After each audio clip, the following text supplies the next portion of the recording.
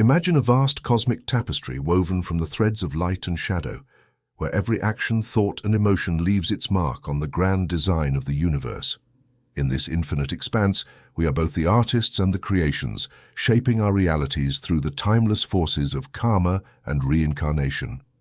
Welcome to Reincarnation and Karma, an enlightening journey into the profound mysteries that William Walker Atkinson has unraveled with the wisdom of a true master. Here, the laws of karma are not abstract theories but living energies, actively shaping each moment of our existence. As we explore the intricate web of reincarnation, we'll uncover that every experience, whether uplifting or challenging, is a spark in the vast continuum of our being. Close your eyes and let Atkinson's insights guide you. Through his words, reincarnation is not simply the repetition of life cycles, but a divine interplay of fate and free will. In his view, karma is more than a system of rewards and consequences. It's a web of causes and effects that echo deeply within the essence of who we are. As you immerse yourself in this wisdom, open your heart and mind to the idea that every life offers a lesson, every challenge an opportunity to grow, and each moment a step toward deeper understanding of the mystery of existence. May this journey not only illuminate your path, but also inspire you to see each action as a note in the eternal symphony of the universe, and each life as a chapter in the immortal story of your soul. Prepare for a transformative experience where the wisdom of ancient teachings and modern clarity converge, guiding you through the labyrinth of life, karma, and reincarnation. The universe stands ready to reveal its deepest truths. Welcome to an infinite exploration of life, karma, and reincarnation with William Walker Atkinson. The early discussions on reincarnation can be understood as repeated incarnation or incarnation in the soul, or that immaterial part of human nature. The term metempsychosis is frequently used in the same sense, its definition being the passage of the soul as an immortal essence, upon the death of the body, into another living body. Sometimes the term transmigration of souls is used to signify the passage from one body to another, but the word transmigration is often associated with the belief of some undeveloped races who think that the souls of men are sometimes transferred into the bodies of lower animals as punishment for sins committed during human life. However, this belief is discredited by supporters of reincarnation or metempsychosis and has no connection with their philosophy or beliefs, as these ideas come from a completely different source and have nothing in common with them.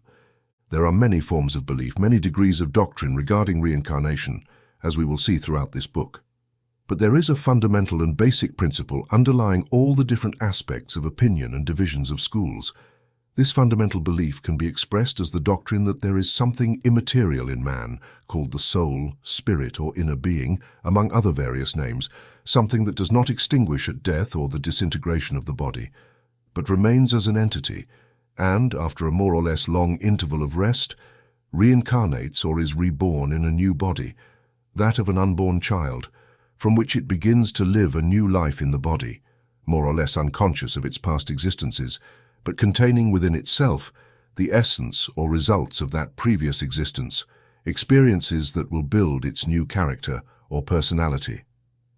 It is generally stated that reincarnation is governed by the law of attraction under one name or another, and that this law acts according to strict justice with the aim of attracting the incarnated soul towards a body and conditions, according to the tendencies of the past life, that the parents also attract towards them a soul with which they have a relationship through certain ties in the past, as the law is universal, uniform, and equitable for all concerned. This is a general statement of the doctrine as defended by the most enlightened of its followers, and Walker, an English writer recognized on this subject, offers the following beautiful idea on the general teachings.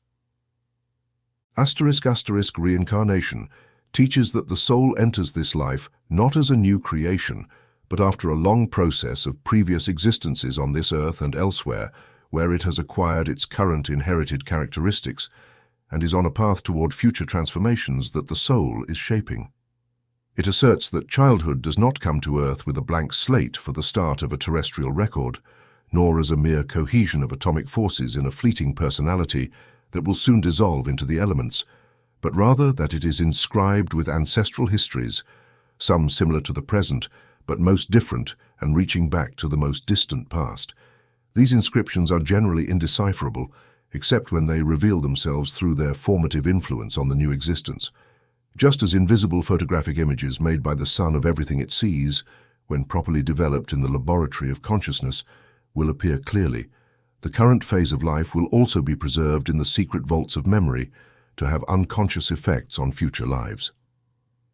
All the qualities we now possess in body, mind, and soul are the result of our use of past opportunities.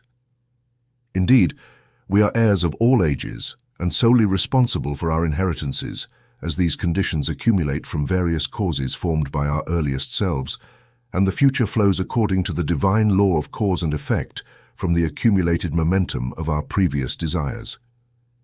There is no favoritism in the universe. Everyone has the same eternal facilities for growth. Those now elevated in earthly existence may find themselves in a humble environment in the future. Only the inner characteristics of the soul are permanent companions. The wealthy who are lazy may become beggars in the next life, while today's industrious worker plants the seeds of future greatness. Suffering endured with courage will yield a treasure of patience and strength in another life. Difficulties will give birth to strength, and self-denial will develop the will. Cultivated tastes in this existence will somehow bear fruit in future lives, and acquired energies will always prevail when possible by the law of parsimony on which the principles of physics rest. Conversely, unconscious habits, uncontrollable impulses, particular tendencies, favorite pastimes, and friendships that touch the soul of the present stem from very distant past activities. The doctrine of reincarnation or metempsychosis has always been considered true by a significant portion of the human race.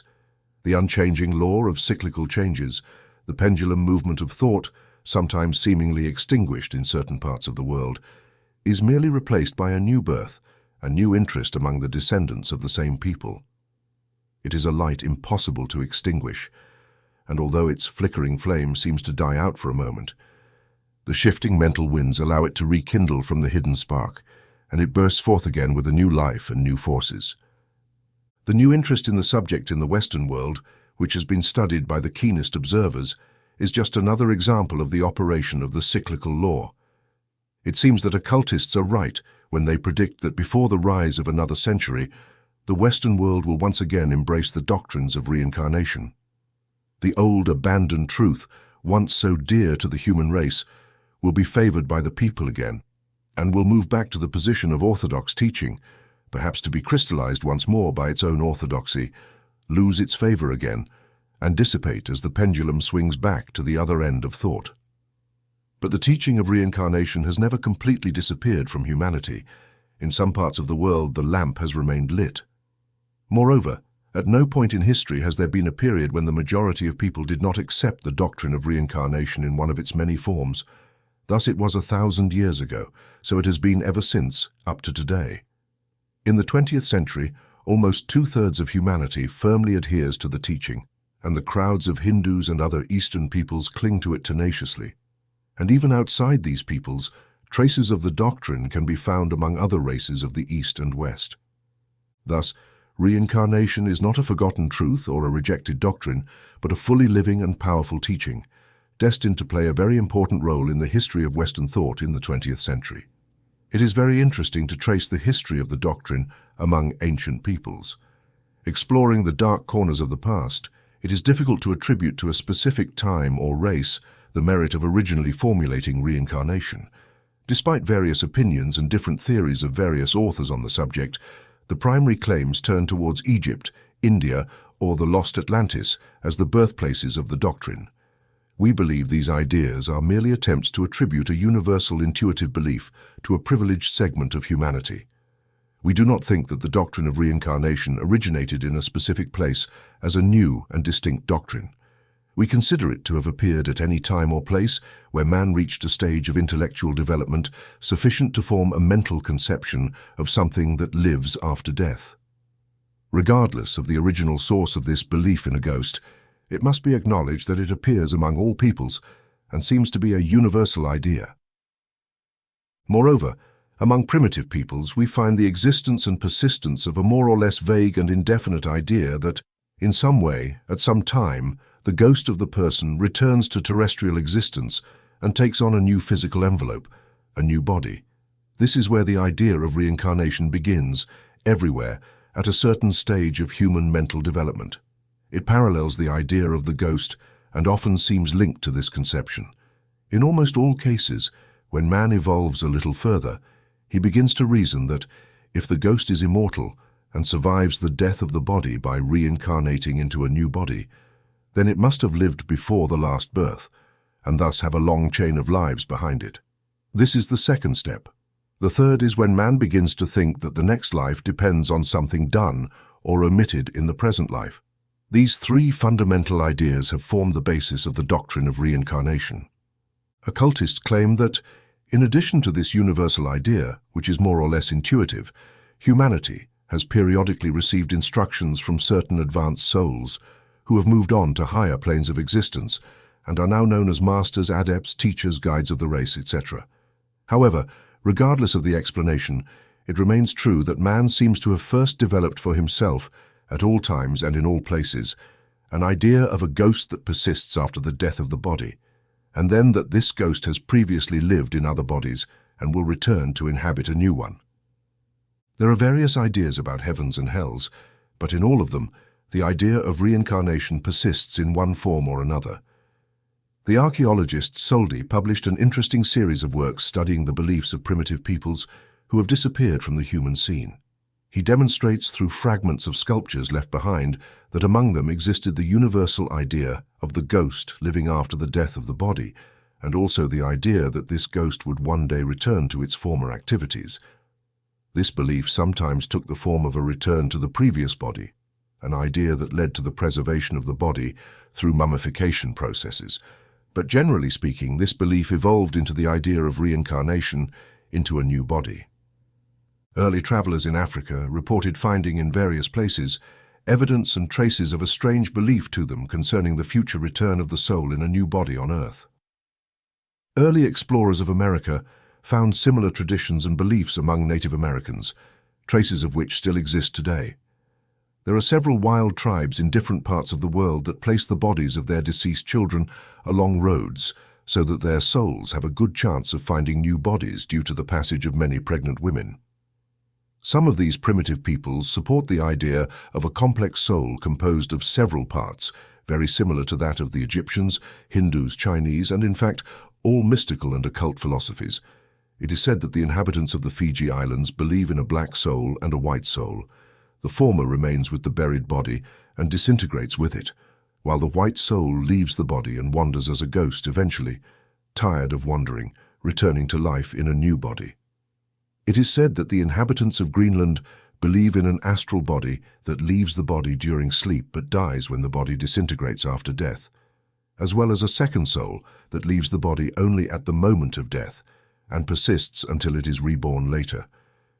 In fact, the student discovers that almost all primitive and semi-civilized races show traces of a belief in a complex soul and an indication of the doctrine of reincarnation in various forms. The human mind seems to function according to the same ideas among different races, unless one defends the theory that they all arose from the same unique race, and that the various beliefs are survivals of an ancient fundamental doctrine. The facts do not change in any way in relation to this. We might mention that the traditions related to the ancient Atlantis, known as the Lost Continent, indicate that its people firmly believed in reincarnation and ideas of a complex soul. Since it is believed that the survivors of Atlantis were on one hand the ancestors of the Egyptians and on the other hand the ancient Peruvians, now the two branches of survivors have maintained their original doctrines modified by different environments, we might find here an explanation for the survival of the doctrine on both sides of the ocean. We mention this merely as additional information in general interest related to our subject. Chapter 2. The Egyptians, Chaldeans, Druids, etc. After considering the existence of reincarnation doctrines among primitive peoples and their traditional existence among vanished societies of the past, we are irresistibly led to the ancient land of mystery, the home of past mystics and occultists, the land of Isis, home of the pyramid builders, the people of the Sphinx. Whether these people came directly from the destroyed Atlantis, the home of ancient wisdom, or were a new people rediscovering the ancient doctrines, The main fact is that in tracing any ancient hidden or mystical doctrine, we gradually encounter the land of the Sphinx as the source of this hidden truth. The Sphinx is an appropriate emblem of this wonderful race. Its sealed lips seem to invite final questions, and one feels that there may be a silent answer in the form of whispers coming from these tightly closed lips to the ear ready to hear and receive it. Thus, in our search for the origin of reincarnation, we find once again the Egyptian Sphinx, as has so often been the case before in our quest for truth. Despite its evident prehistoric origin, many assert that the doctrine of reincarnation has its roots in ancient Egypt, on the banks of the Nile. India contests this claim, asserting that it is the Ganges, not the Nile, that is the cradle of this doctrine. Nevertheless, we will address the Egyptian conception here among the ancient lands that uphold the doctrine. As in India, it is not a matter of the past, but a doctrine flourishing today, with its bloom sending its subtle fragrance to all parts of the civilized world. We will thus postpone our consideration of Indian teachings until we reach the current stage of the history of reincarnation. The Greek historian Herodotus, several centuries ago, said the following about the Egyptians. The Egyptians are the first to have proposed the theory that the human soul is immortal, and that, when a person's body dies, it enters another body that may be ready to receive it. After it has gone through the cycle of all created forms on earth, in water and in air, it enters again into a newly born human body. And this century of existence for the soul lasts 3,000 years. The doctrine of reincarnation can be discovered, although it is hidden amidst the mass of esoteric doctrines behind the teachings of the Egyptians, which were exposed to the common people, while the truth was reserved for the few prepared for it. The inner circles of Egyptian mystics believed in and understood the inner truths of reincarnation, and although they carefully guarded the teachings, crumbs from this main table of knowledge still fell, eagerly collected by the people. We can verify this by examining the fragments of historical records preserved, carved in stone and printed on bricks. Not only did this people accept the doctrine of reincarnation, but Egypt was truly the home of the highest occult teachings. It is believable that doctrines and teachings related to the various envelopes or bodies of man taught by occultists of all times and races were fully revealed in their original purity on the banks of the Nile and in the shadow of the pyramids, even before the days of the pyramids. Its 40 centuries of history underwent many modifications in philosophical and religious beliefs, but the fundamental doctrine of reincarnation remained throughout the period of ancient Egyptian history and was only eliminated when the decadent descendants of the mighty race were subdued by stronger peoples whose religions and beliefs replaced the remnants of the ancient doctrine. The Egyptians supported the existence of the divine spirit in man, the intellect or will, the vital body, the astral body, the etheric double, and the physical body. Although some authorities present a slight variation, these correspond to the various bodies of man, as recognized by today's occultists. The ancient Chaldeans also taught the doctrine of reincarnation. The body of Persian and Chaldean mystics and occultists, known as Magi, was master of hidden wisdom and defended the doctrine of reincarnation as one of its fundamental truths. In fact, they succeeded in educating their people to a much higher level than the Egyptian population, and, escaping the idolatrous trends of Egyptian society, displayed a very high degree of philosophical, occult, and purely religious knowledge. The Magi taught that the soul was a complex being, and that some parts of it perished while others survived, passing through a series of earthly existences and other worlds until it reached such a level of purity that it was freed from the need for further reincarnations, then residing in the realm of ineffable bliss, the place of eternal light. The teaching also indicated that before entering the state of beatitude, the soul was able to review its past reincarnations, clearly observing the connection between them and thus gaining an increase in wisdom acquired through experience, which would assist it in its future role as an assistant to future races that would appear on Earth. The Magi taught that, as all living things, and even more so all things with existence, whether organic or inorganic, were merely variable manifestations of life and being, the highest knowledge thus involved a sense of conscious brotherhood and relationship with everything and with all. Even among the Chinese, there existed an esoteric teaching related to reincarnation beneath the external teaching of earlier times. This can be found in the teachings of the early philosophers and seers of the race, notably in the works of Laozi, the great sage and Chinese master. Laozi, whose work is a classic, taught reincarnation to his inner circle of students and disciples, as many authorities claim.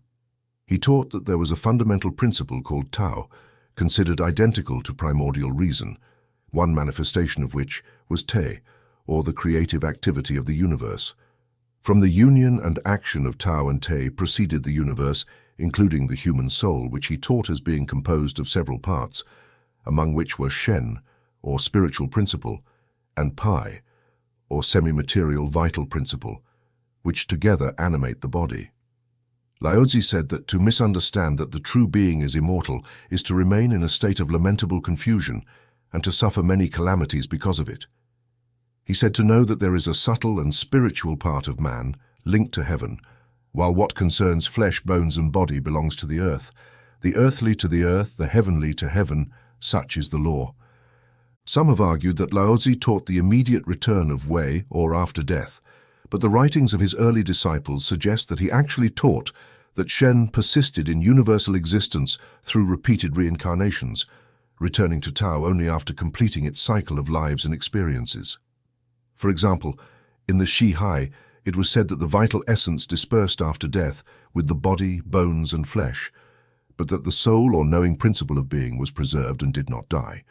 There is no immediate observation of individuality in Tao, as individuality persists and manifests according to the law. On his part, Chuang-Tzu said that death is merely the beginning of a new life. The early Taoists also taught that actions in the present life, whether good or bad, would have repercussions in future existences. Moreover, the orthodox heavens and hells that the Chinese believed in, with great variety according to the requirements of different levels of saints and sinners, were described with meticulous detail and unique aspects of the Chinese mentality. Later teachings, which held that the souls of ancestors resided in the ancestral hall, were a corruption of the ancient teaching. The Chinese masters taught that the soul was composed of three parts. The first is the Wei, which resides in the belly and perishes with the body. The second is the Ling, which resides in the heart or chest and persists for some time after death but eventually disintegrates. The third, or Hun, resides in the brain and survives the disintegration of its companions before passing to other existences. As strange as it may seem to many readers unfamiliar with the subject, the ancient Druids, particularly those who lived in ancient Gaul, were familiar with the doctrine of reincarnation and believed in its principles. This people, generally considered ancient barbarians, actually possessed a high-level philosophy that evolved into a mystical form of religion. Many Romans, upon conquering Gaul, were surprised by the level and nature of the Druids' philosophical knowledge, and several left written testimonies about it, including Aristotle, Caesar, Lucan, and Valerius Maximus. Christian masters who succeeded them also testified to these facts, as shown by the works of St. Clement, St. Cyril, and other early Christian fathers. These ancient barbarians had some of the highest spiritual concepts about life and immortality, that is, spirit and soul. Reynaud wrote about them based on a meticulous study of the ancient beliefs of this race.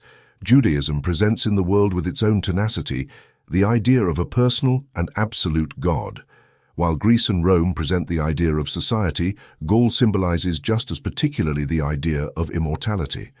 Nothing characterized it better, as recognized by all the ancients, than this mysterious people being considered the privileged holders of the secrets of death, and their unwavering instinctive faith in the presence of life has never ceased to astonish and sometimes frighten the eyes of pagans. The Gauls possessed a hidden philosophy and a mystical religion that were destroyed by the influences of the Roman conquest.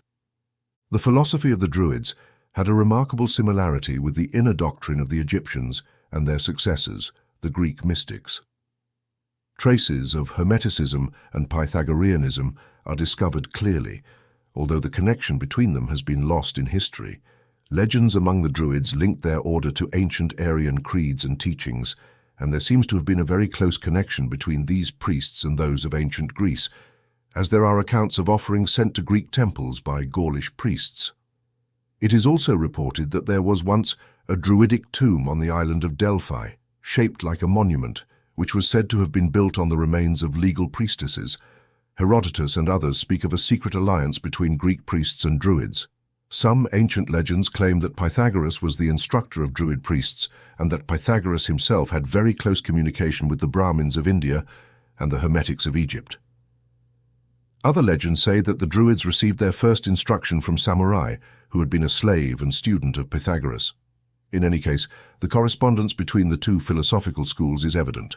Much of the Druidic teachings have been lost, and it is difficult to piece together the fragments, but it is sufficiently known to mention the relationship with the Pythagorean school and the dominance of the doctrine of reincarnation among the Druids. Preserved remnants show that the Druids taught that there was in man a part both material and spiritual called aqua, which came from a universal spiritual principle of life.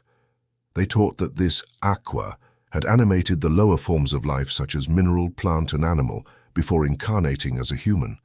It was then entangled and imprisoned in these conditions in a state called the abyssal circle, or anufu, from which it eventually escaped to enter the circle of freedom called Bret, or human incarnation, and beyond. This circle of Bret includes life in the various human races of this planet and others, until a new liberation of the aqua occurs, entering then into the circle of bliss or Wi-Fi, where it remains in a state of static being. But even beyond this transcendent state, there is another circle called the circle of infinity, or you can't, which is identical to the union with God of the Persians and Greek mystics, or to the nirvana of the Hindus.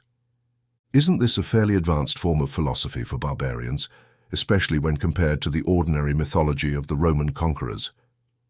The Gauls were so advanced in the practical aspects of occultism that they offered every condemned criminal, before execution, a 5-year reprieve after their sentence so they could prepare for future study through meditation, instruction, and other preparations, as well as to avoid introducing an unprepared and guilty soul into the realm of death. The reader will, of course, understand that the level of advancement in spiritual and philosophical matters demonstrated by the Gauls was not because this society was generally more advanced than its neighbors, but rather because they had been instructed by Druidic priests. Tradition says that the original Druidic priests came to Gaul and other lands from a distant country, probably Egypt or Greece. We have discussed the connection between their teachings and those of the Pythagoreans, and there was undoubtedly a link between these priests and occultists from other lands. The Druidic priests were very well versed in astronomy and astrology, and the planets played an important role in their teachings. It is said that part of their ritual resembled the early rites and Jewish cults. Their favorite symbol, the mistletoe, was used to signify rebirth, representing the new life emerging from the old, symbolized by the oak.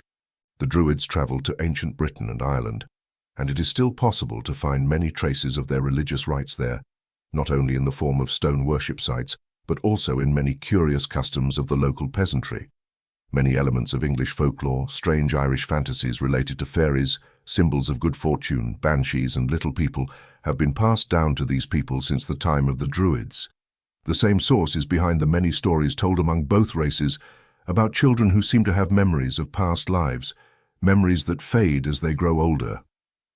Among these peoples, there is always an underlying mystical background regarding souls that return in mysterious and misunderstood ways.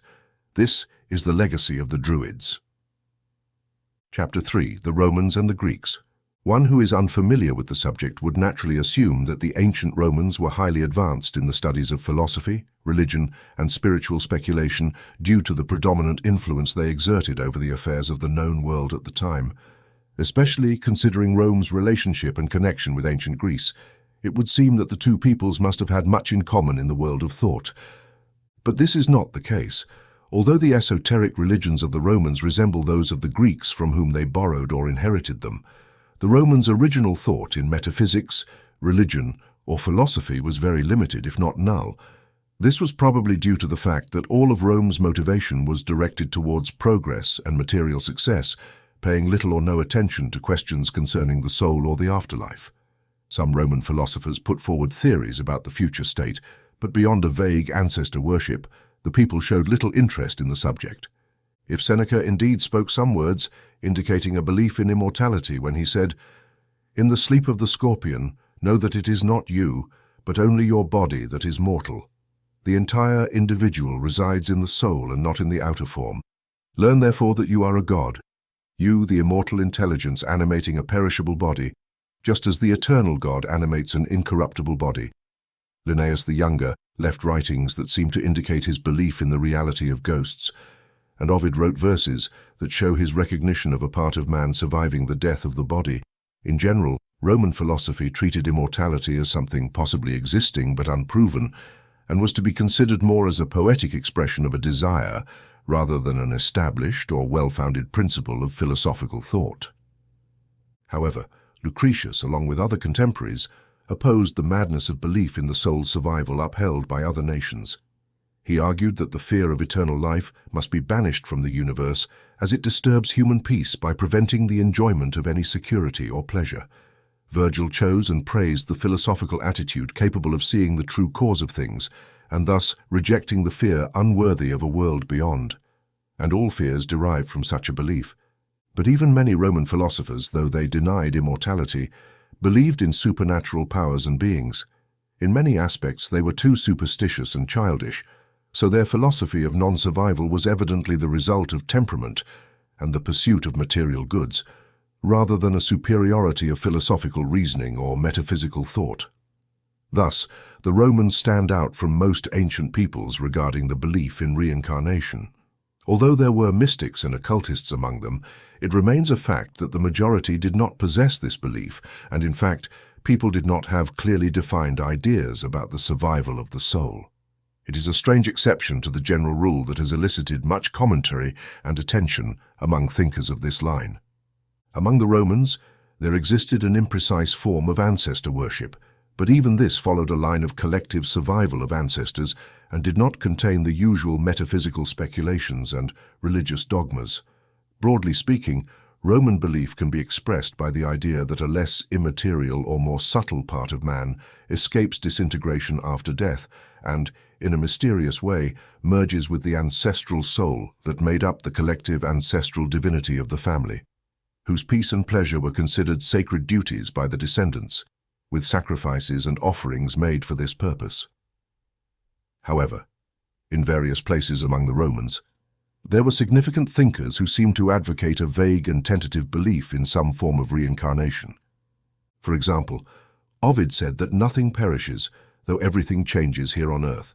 Souls go and come endlessly in visible forms. Animals that have acquired virtue will take on human form, and Virgil, for his part, said that after death, souls go to the Elysian fields or Tartarus, where they receive the reward or punishment for their actions during life. Later, after drinking from the waters of Lethe, which erase all memory of the past, they return to earth. But it must be admitted that, in general, Rome was deficient in vision and spiritual beliefs, as its material successes had diverted its attention from the issues that had so preoccupied the mind of its neighbor Greece and its older ancestors Chaldea and Egypt. In contrast, among the Greeks we find a marked level of interest and speculation regarding the immortality of the soul and a great concern for the doctrines of reincarnation. Although the vast majority of the Greek people were satisfied with their popular mythology and little inclined to question things or engage in acute speculation on metaphysical subjects, the intellectual part of humanity was very active in its search for truth. Their philosophical schools, with their many followers and disciples, left an indelible mark on human thought to this day. After the Hindus, the Greeks were the great philosophers of humanity, and the occultists and mystics among them were comparable to those of Persia, India, Chaldea, or Egypt. Although theories about the soul were as numerous as the grains of sand in the sea, just as the masters' schools and divisions of thought among these peoples, the doctrine of reincarnation played a very important role in their philosophy. The predominant idea was that worthy souls attained a state of bliss without rebirth, while the less worthy were transported by the river Lethe or drank its waters of forgetfulness, thus having their memory of earthly life and the period of punishment undergone erased and purified before their rebirth. One of the ancient Orphic hymns says, "The wise love the light and not the darkness." When you walk the path of life, always remember, at the end of the journey, when souls return to the light after their sojourn on earth, they carry in their more delicate bodies, like burning and horrible scars, the marks of their earthly sins. These must be erased, and that is why they return to earth to be purified. But the pure, the virtuous, and the strong go directly to the son of Dionysus. The teachings of the Egyptians left a profound imprint on the Greek mentality, and the common belief, alongside esoteric doctrines, was passed on to the more recent people by the older ones.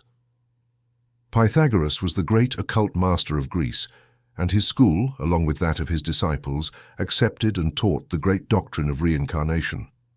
Much of his teaching was reserved for initiates of the mystical orders he had founded with his disciples, but despite this, a significant portion of his doctrine was made public. Both Orpheus and Pythagoras, although separated by several centuries, were students of the source of knowledge in Egypt, having traveled to that country to be initiated into the mystical orders of the ancient land, and upon returning, taught once again the ancient doctrine of reincarnation. Pythagorean teaching resembles that of the Hindus and Egyptians, especially regarding the nature of man, his various bodies or envelopes, and the survival of the higher part of his nature, while the lower part perishes.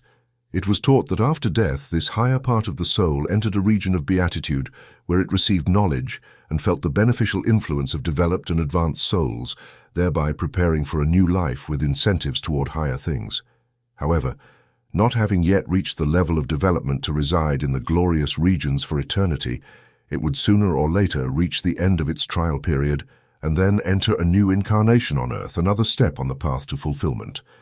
The teaching also included the idea that the conditions, circumstances, and environments of the new earthly life were determined by the actions, thoughts, and mental predispositions of the previous life, as well as by the development manifested through various prior earthly lives.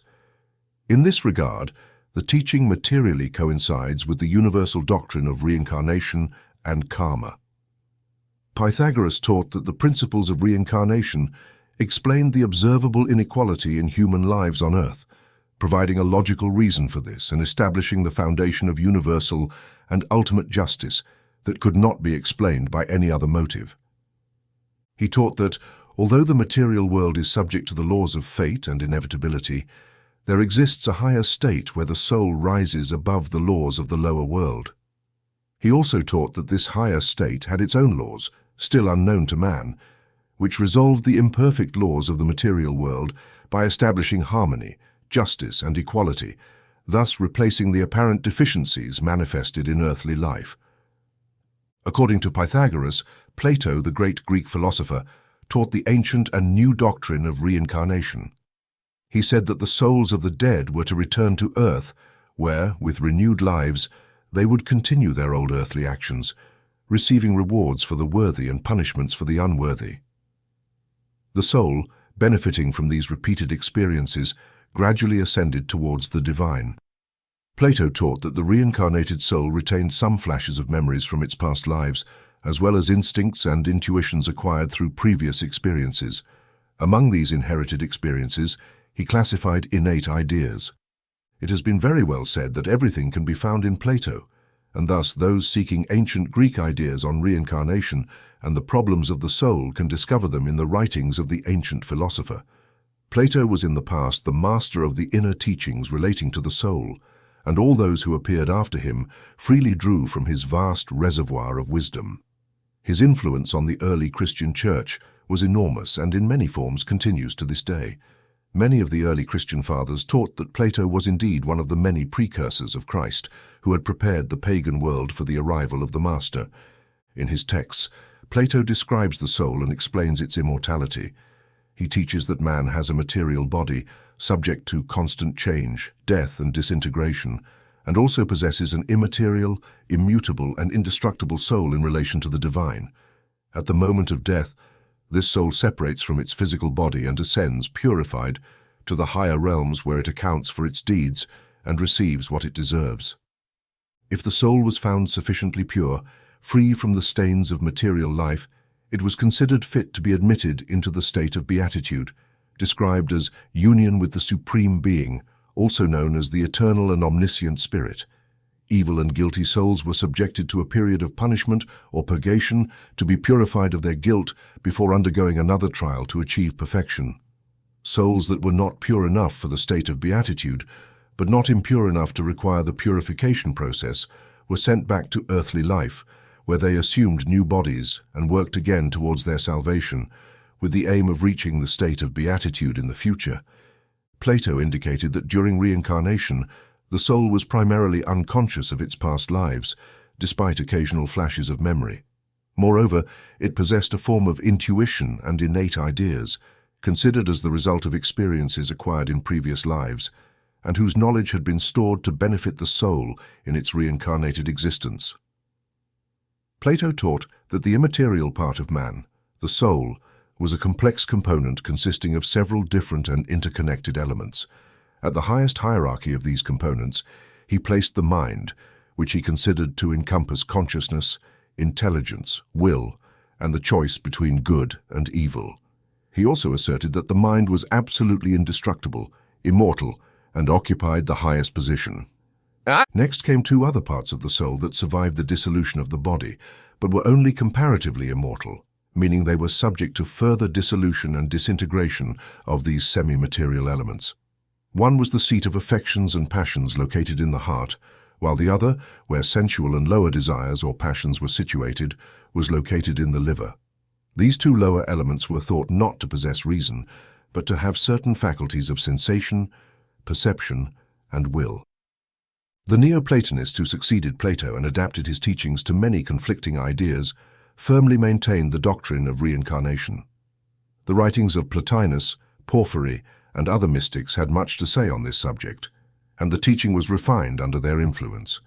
Jewish philosophers received the influence of Platonic thought, and the Essene school, which firmly maintained the idea of renewal, was an important source from which Christianity received much of its early teaching.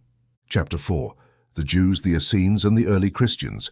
Primitive Jewish people had an internal teaching that included certain ideas related to reincarnation, although the general populace was unaware of this doctrine, which was reserved for a very small circle.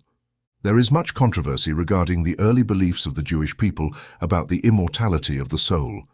The most authoritative sources on the subject seem to agree that the early beliefs were very primitive and still undefined, consisting mainly of the general belief that, after death, souls gathered in a dark place called Sheol, where they resided in unconscious sleep. The early books of the Old Testament say very little on this subject. However, it is possible to gradually discern a belief in certain states of the deceased souls. In this regard, the Jews were undoubtedly influenced by the conceptions of other peoples with whom they had relations. The period spent in Egypt must have had a significant influence on them, especially among the learned thinkers of their race, although they were very few due to their condition as slaves. Nevertheless, Moses, due to his education and training among the Egyptian priests, was fully knowledgeable of the mysteries of that land, and Jewish legends suggest that he formed an inner circle of the priesthood of his people after escaping Egypt, instructing them on occult doctrines too advanced and complex to be preached normally to the ignorant population of the time. The lamp of knowledge among the Jews of that time remained hidden due to the few priests who were part of it. There has been much discussion, and there are legends regarding this internal teaching among the Jews. Rabbis have much to say on this matter, and some of the early Christian fathers believed that such a secret doctrine existed. Scholars have observed that in important passages of the Hebrew Bible, 3 different terms are used to refer to the immaterial part of man known as the soul. These terms are nephesh, ruach, and neshama, respectively, and have been translated as soul, spirit, and breath.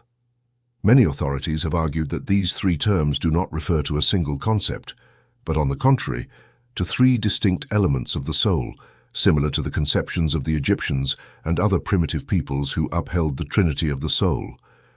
As noted previously, some current Hebrews assert that nephesh is the ego or intelligent spirit, ruach is the lower vehicle of the ego, and neshama is the vital force, vitality, or life. Kabbalistic scholars, or the secret writings of the Jews, find many references in these texts to the complex nature of the soul and its future states, as well as undeniable teachings related to reincarnation or future existence in the body. The Kabbalah was the book of Jewish mysteries and was largely symbolic, so for those unfamiliar with the symbols used, it was read without discerning its meaning. However, those who possessed the key to interpretation could read many fragments of the hidden doctrine within it. It is said that the Kabbalah is covered by 7 veils, meaning its symbolism is 7-fold, so only those who hold the inner keys can know all the truth it contains, although with the first key, many doors can be opened. The Shofar, another secret Jewish book, though of much more recent origin than the Kabbalah, also contains much of the internal teachings related to the fate of the soul. This book acknowledges and clearly indicates the triple nature of the soul mentioned earlier and treats nephesh, ruach, and neshama as distinct elements of the same essence. It also teaches that when the soul leaves the body, it undergoes a long and painful process of purification, where the effects of its vices are gradually diminished through a series of transmigrations and reincarnations, during which it develops multiple improvements. This idea of achieving perfection through repeated rebirths, rather than viewing rebirths as a punishment as Plato taught, is also reflected in the Kabbalah, showing that the Jewish mentality was in agreement with these details of the doctrine.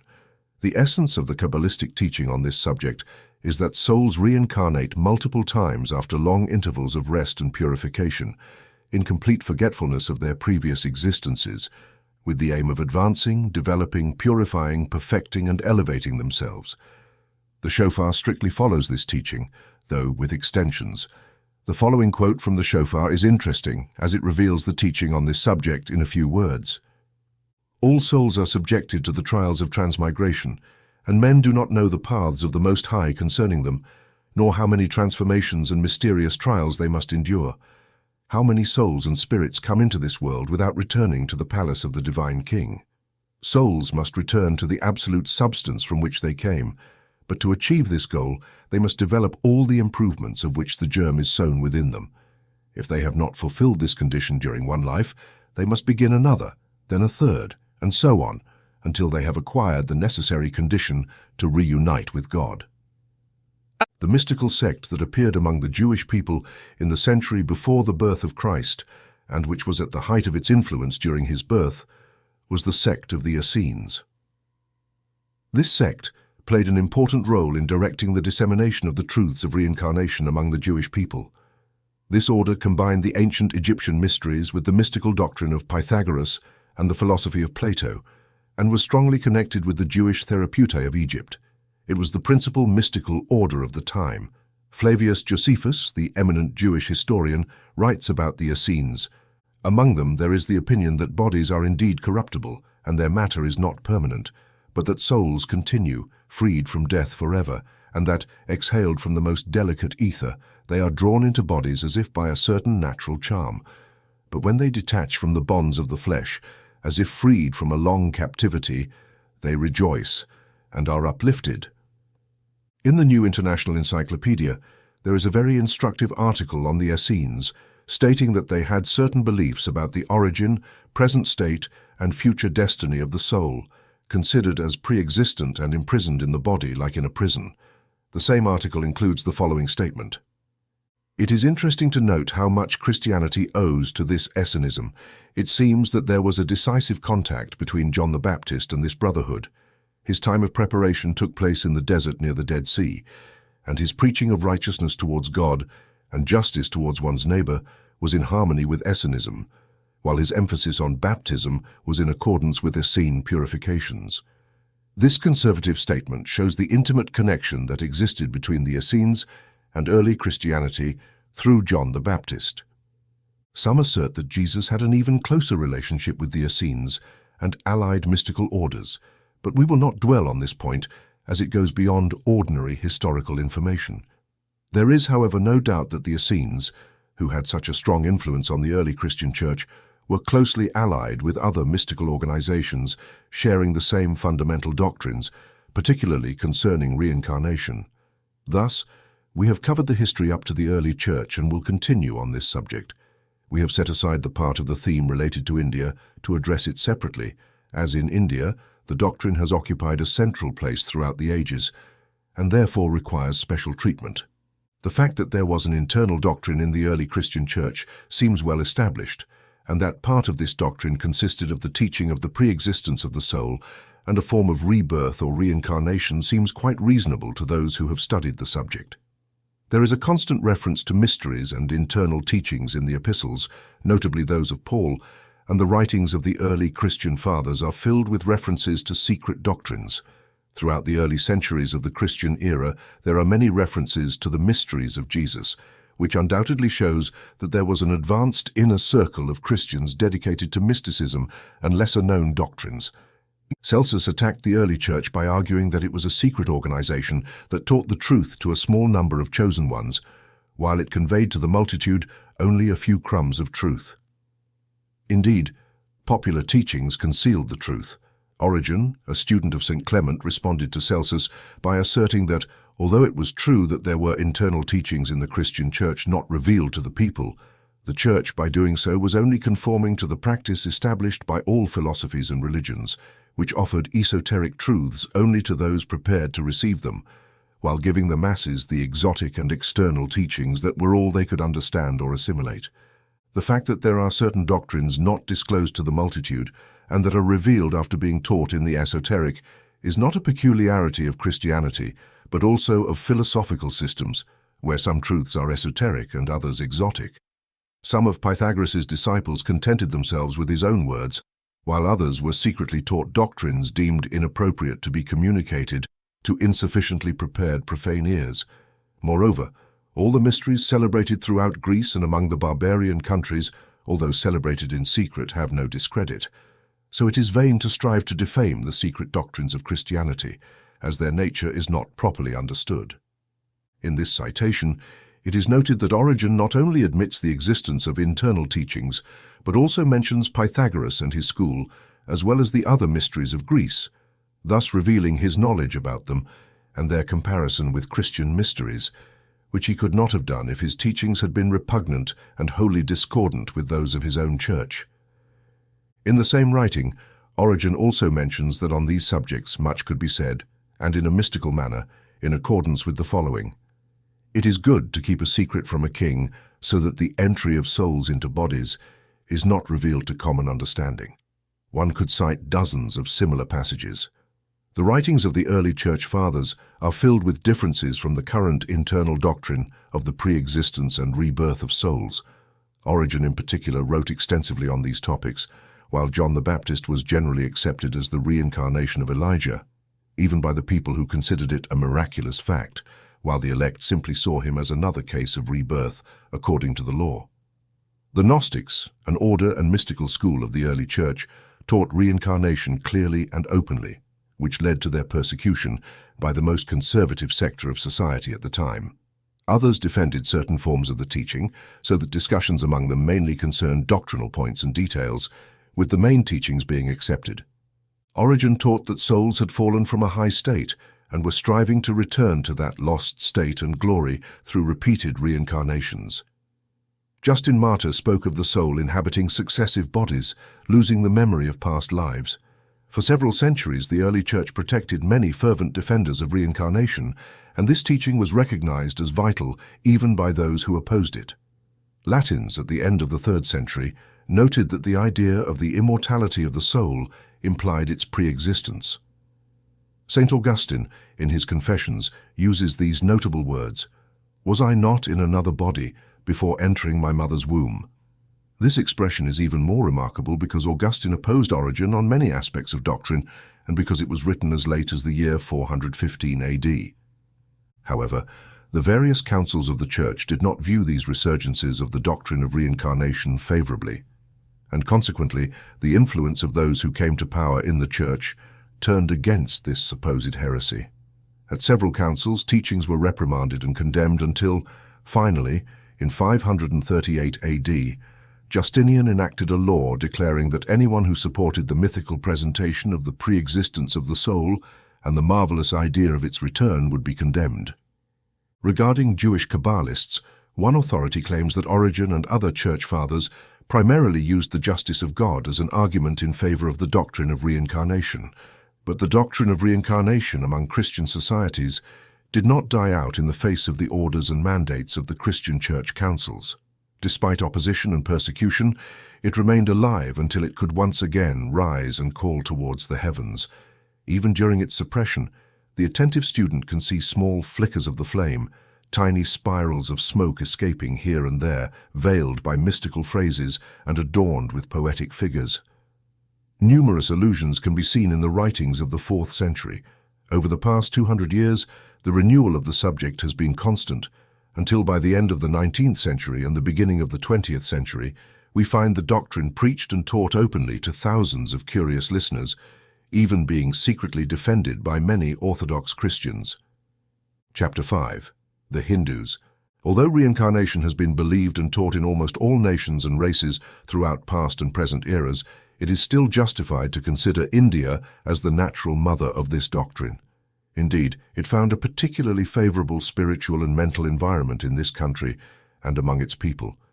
The date of its birth in India has been lost in the mists of ancient history, but the tree of the teaching is still in full bloom and continues to bear abundant fruit, as the Hindus proudly claim. While the dominant race of the present was still in a wild, cave-dwelling and rustic state of existence, and even as the ancient Jewish people were beginning to lay the foundations of their religion, the great Hindu religious and philosophical masters had already firmly established their religious philosophies long ago with the doctrine of reincarnation and the accompanying teachings. These were accepted as truth by the great Aryan race of India. Thus, for 40 centuries or more, they clung firmly to the original doctrine until the West once again turned to it to illuminate the great problems of life and human existence. Today, in the 20th century, many thoughtful individuals consider that the study and understanding of the great fundamental principles of the Vedas and Upanishads will offer the West the only possible antidote to the virus of materialism that poisons the paths of Western spiritual understanding. The idea of reincarnation is present in almost all philosophies and religions of humanity, at least at some period in their history, and thus among all peoples and races. But in India, we find the doctrine in all its splendor not only in the past, but also in the present. Since the early epochs of India, reincarnation in its various forms has been the most accepted doctrine, and today it is recognized by all the Hindu people with many divisions and sub-races, except for Hindu Muslims. The millions of inhabitants of India live and die in total belief in reincarnation, and it is accepted without a doubt as the only rational doctrine regarding the past, present, and future of the soul. Nowhere else in the world is there such a deep adherence to the idea of the life of the soul. The rational Hindu considers himself as a soul inhabiting a body rather than a body having a soul, as many Westerners seem to see themselves. For them, the present life is considered as a real step on the scale of existence, rather than the only material life preceding a spiritual eternity. For the Hindu mentality, eternity is among us now, meaning that we are in eternity both now and forever, and the present life is just one of the many transient moments of eternal life. The early Hindus did not possess the complicated forms of religion found among them today, with their various creeds, ceremonies, rituals, cults, schools, and denominations. On the contrary, the original form of their religion was very advanced, and some have termed it a nature worship. But in reality, it was much more than what the Western mind generally understands by this term. Its nature was rather a spirit of nature, or a single life of which all existing forms are merely varying manifestations. Even at this early stage of their religious development, belief in the reincarnation of the soul in its various forms was upheld, while for them, everything was just a manifestation of the unique life. The soul was a differentiated unity, originating from the single life and destined to find its way back to unity and union with the divine life through many and varied incarnations, until it finally merges once more with the unity. From this initial beginning arose the many and varied forms of religious philosophy known in present-day India. Furthermore, the fundamental idea of reincarnation and final absorption into unity is present in all these forms. Brahmanism first appeared by starting from what is simple to reach what is complex, gradually developing an immense clergy that surrounded the original simple religious philosophy with ritual ceremonies, abstractions, theological and metaphysical speculations. Subsequently, Buddhism emerged, which, to some extent, was a return to the primitive idea, but at the same time developed a new clergy and a new religious organization. Nevertheless, the fundamental doctrine of reincarnation belonged to all, and can be considered the great common center of Hindu religious thought and philosophy.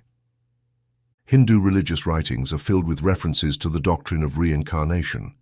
The laws of Manu, one of the oldest Sanskrit writings that exist, contain many mentions of this subject, and the Upanishads as well as the Vedas make countless references to it. In the Bhagavad Gita, Krishna says to Arjuna, "You must know, O Prince of the Pandavas, that there has never been a moment when neither I, nor you, nor any of these princes of the earth have ceased to exist, and there will be no time in the future when any of us will cease to exist. Just as the soul, donning this material body, passes through the stages of childhood, youth, maturity, and old age, it will pass to another body and other incarnations, living again, moving and fulfilling its role. These bodies, which act as envelopes for the souls within, are merely finite things, objects of the moment, and are not the true man. They perish like all finite things do. He who in his ignorance thinks I kill or I am killed speaks like an ignorant child. The truth is that no one can kill and no one can be killed. Receive this truth in your mind, O Prince. Indeed, the true man, the spirit of man, is neither born nor dies. It is ancient, perpetual, and eternal. It has lasted and will last forever. The body, however, can die, be killed, and be completely destroyed, but the one who occupied it remains intact. Just as a man discards old clothes for new and better ones, so the one who inhabits the body, having left his old mortal shelter, enters new bodies, freshly prepared for him. My births and rebirths have been numerous, O Prince, and yours too, but there is this difference between us. I am aware of all my lives, but you do not remember yours. In Malabar it is said, just as when a man discards old clothes to don new garments, the soul, discarding its worn-out body, like a new body avoiding the fatal paths leading to hell, works for its own salvation and moves towards heaven. The Brihad-Aranyaka Upanishad and the Chandogya Upanishad, two ancient Hindu writings, contain the following reflection. Just as the caterpillar, reaching the end of its development, withdraws after finding a suitable place of rest, the soul that leaves this body finds another, better place, the daughter of its original home. Like the goldsmith who gradually shapes the gold and extends it into a new form, so the soul, leaving this body, creates for itself a new and happy abode. However, trying to quote passages related to reincarnation in Hindu books would amount to compiling a library of infinite volumes. The sacred writings of the East are filled with references to reincarnation, and if all these passages were removed, it would be like Shakespeare's work, but without Hamlet. We cannot describe the various schools of thought and Hindu religious philosophies in this work, as the subject is too vast for a small book. However, within the divisions and subdivisions of Hindu thought, one can find the fundamental idea of an original emanation or manifestation of a divine being, power, and energy in countless differentiated units, atoms or egos, of which the units incarnated in matter are unconscious of their spiritual nature and adopt a consciousness corresponding to the form in which they are materialized.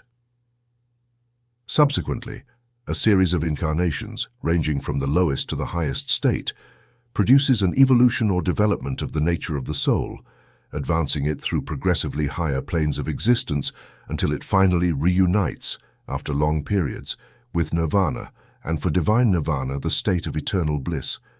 The great difference between Hindu and Greek thought is that while the Greeks viewed repeated life as something pleasant and a means of greater vital expression, the Hindus, on the other hand, saw life as nothing more than a stage of sadness and pain, the only light perceived being the expectation and hope of finally escaping the religion of materiality and returning to true existence in the spirit. Almost all Hindus agree that this material life is caused by the illusion or ignorance of the soul regarding its true nature, and that this material existence is a magic or illusion. They assert that wisdom lies in the soul recognizing its true nature, perceiving the illusion of life in material things, and striving to free itself from the bondage of materiality and ignorance. The main differences between the various Hindu schools of religion and philosophical thought arise, on one hand, from their varied perspectives on the nature and constitution of the soul, and on the other hand, from the means to attain liberation and free oneself from material incarnation. The doctrine of karma, of cause and spiritual effect, which we will explain in another chapter, is also found in different Hindu conceptions, doctrines, and theories. Setting aside the various opinions among the multiple schools regarding the nature and constitution of the soul, we can affirm that all schools practically agree that the constitution of man is complex, involving a series of envelopes, bodies, coverings, or elements, from the simplest to the most spiritual, with these different coverings being discarded as the soul progresses on its path toward perfection. There are debates among the schools concerning the terminology and precise arrangement of these principles, But the following classification will give a general idea of how the Hindus have approached this subject, always in relation to the conflicting claims of the different schools. The classification is as follows, from the lowest to the highest: material physical body or garment, vitality of the life force or great breath, astral double body or link to the external, animal self or corporeal envelope, human self or human being, spiritual self or spirit, divine spirit or original soul. From the beginning, Hindu mentality has been oriented toward resolving the universe of forms, figures, and changes, seeking a single inner principle from which the entire phenomenal world emerges, a unique infinite energy from which humanity and everything else evolved. Primitive Hindu mentality thus focused on resolving the problem of this unique being manifesting in many individuals, much as contemporary Western thought is actively engaged in solving material problems. Ancient India concerned itself with resolving spiritual difficulties, just as modern Western thought strives to discover the how, while ancient India sought to uncover the why. From this mental struggle in India arose countless religious and philosophical schools of thought, many of which have disappeared, but others still exist today. The problem of the relationship of the human soul with the unique being and the secondary problem of the life of the individual soul, past and future, remains one of the most relevant for all Hindu intellectuals today, as it has been for the 40 or more centuries of their philosophical history. For the Hindu mindset, material inquiry has lesser importance, as the crucial truth is to discover what, once known, makes everything else understandable. But as we have said, despite the many religions, schools, and stages of teaching among Hindus, the fundamental conception of reincarnation is never lost sight of and is never questioned in any philosophy or religion. Setting aside the subdivisions of Hindu philosophical thought, we can affirm that Hindu philosophies can be divided into a few major categories. We will now mention some to provide an idea of the diversity of Hindu speculative philosophy in relation to the soul and its destiny. Of course, it should be understood that we can only mention the major currents of each category, as a detailed examination would require many volumes dedicated to each particular school. We will begin with the philosophy of Canada, generally known as the basic teaching, which leans towards an atomic theory similar to that formulated by the ancient Greek philosopher Democritus.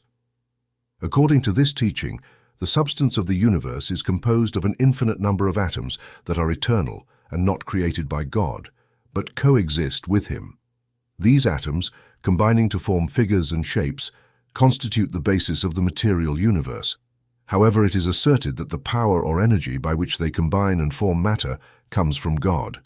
This teaching specifies that God is a personal being possessing omnipotence, omnipresence, and omniscience. It is also asserted that there are two substances or principles higher than material energies: the Atman, or spirit, considered as a matter of the spirit from which all individual spirits are constructed, and this matter of the spirit is considered eternal. The Atman or spirit is viewed as an eternal principle from which beings or souls differentiate. The soul or spirit or being is considered something higher than the spirit, which is its means or instrument of expression. This philosophy teaches that through progression, and by means of reincarnation, the soul advances from lower states to higher states on its path towards freedom and perfection. Another major school of Hindu philosophy is that of Kapila, generally known as the Sankhya system. This teaching opposes the atomic theory of the Canada system and asserts that atoms are neither indestructible nor eternal, but can be reduced to a primordial substance called Prakriti. Prakriti is considered a universal and eternal energy or ethereal substance, something similar to Western scientific conceptions of universal ether. Kapila maintained that from this eternal and universal energy, the entire universe evolved, and that all material forms or manifestations of energy are merely manifestations of Prakriti. However, the Sankhya system is not materialistic as one might initially assume, because in addition to Prakriti, it proposes the principle of Purusha, or soul or spirit, of which all individual souls are atomic units. The principle of Purusha is a unit of units and not an indivisible unit. Purusha, meaning its units or individual souls, is considered eternal and immortal. Prakriti is devoid of spirit but possesses active life energy and is capable of producing material forms and manifestations through its inherent energy and laws, thus producing what Hindus call Maya, or material illusion, which they consider devoid of reality, because forms constantly change and lack permanence. This philosophy indicates that Prakriti, through the charm of its Maya manifestations, attracts individual souls, or Purushas, and once they are at the center of Maya's attraction, they are drawn into the turmoil of material existence, losing awareness of their true nature. However, souls never completely lose the brilliance of spiritual light and therefore begin to feel they have made a mistake and strive to escape the bondage of Prakriti and its Maya. Although this escape is only possible through progressive elevation through the depths of Maya, century after century, by a series of purification and self-cleaning, much like a fly cleans itself from the sticky substance it has fallen into.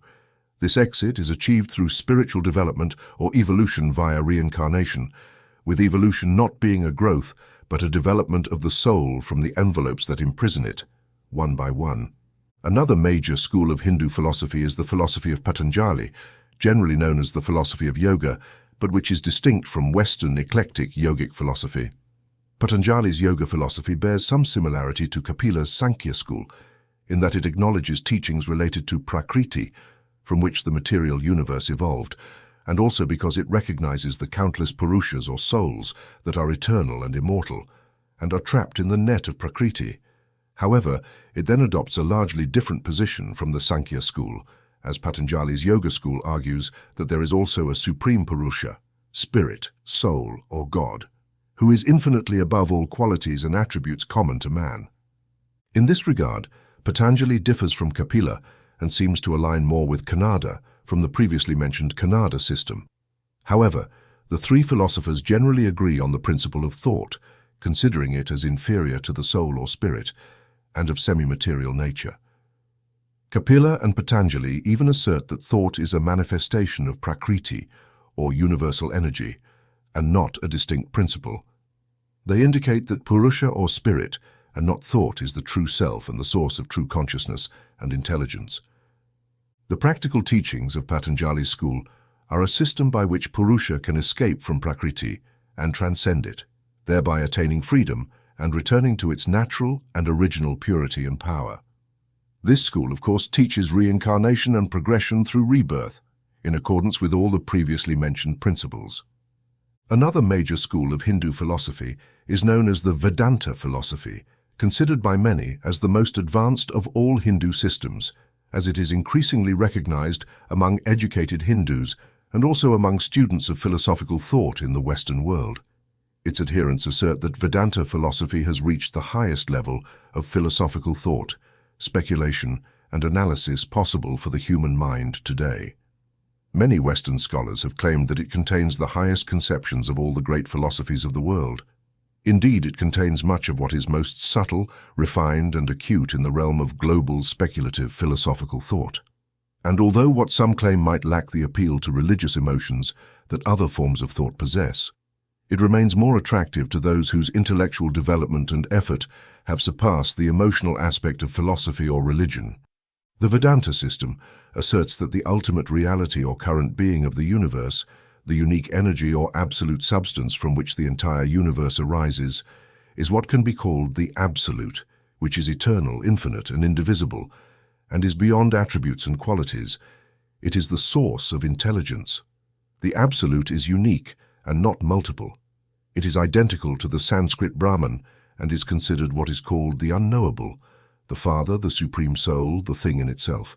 In summary, it is what humans seek to express and have always wanted to express when they claim to articulate the absolute reality. Vedanta followers maintain that this absolute Brahman is the essence of Sat, absolute existence, Chit, absolute intelligence, and Ananda, absolute bliss.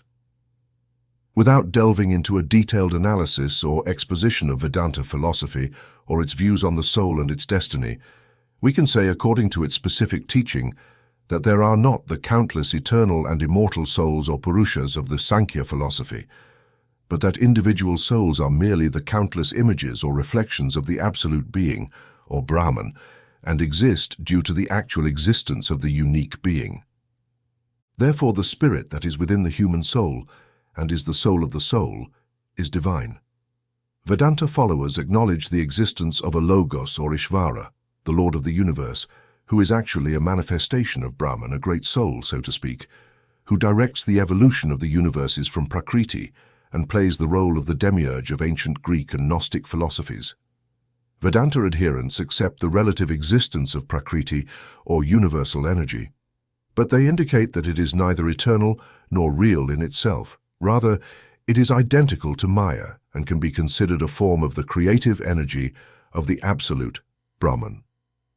This Maya, which is truly an illusion since it has no real existence, is the source of time, space, causality, and the phenomenal universe with its countless forms and appearances. Proponents of the doctrine teach that the evolution of the soul occurs by escaping the deceptions of Maya or materiality, one by one, through rebirths, until its divine nature becomes increasingly manifest, and thus it continues to ascend to higher levels until it ultimately enters the divine being and achieves union with God, becoming one with the Father. Another major Hindu philosophy is that of Gautama the Buddha, commonly known as Buddhist philosophy or Buddhism.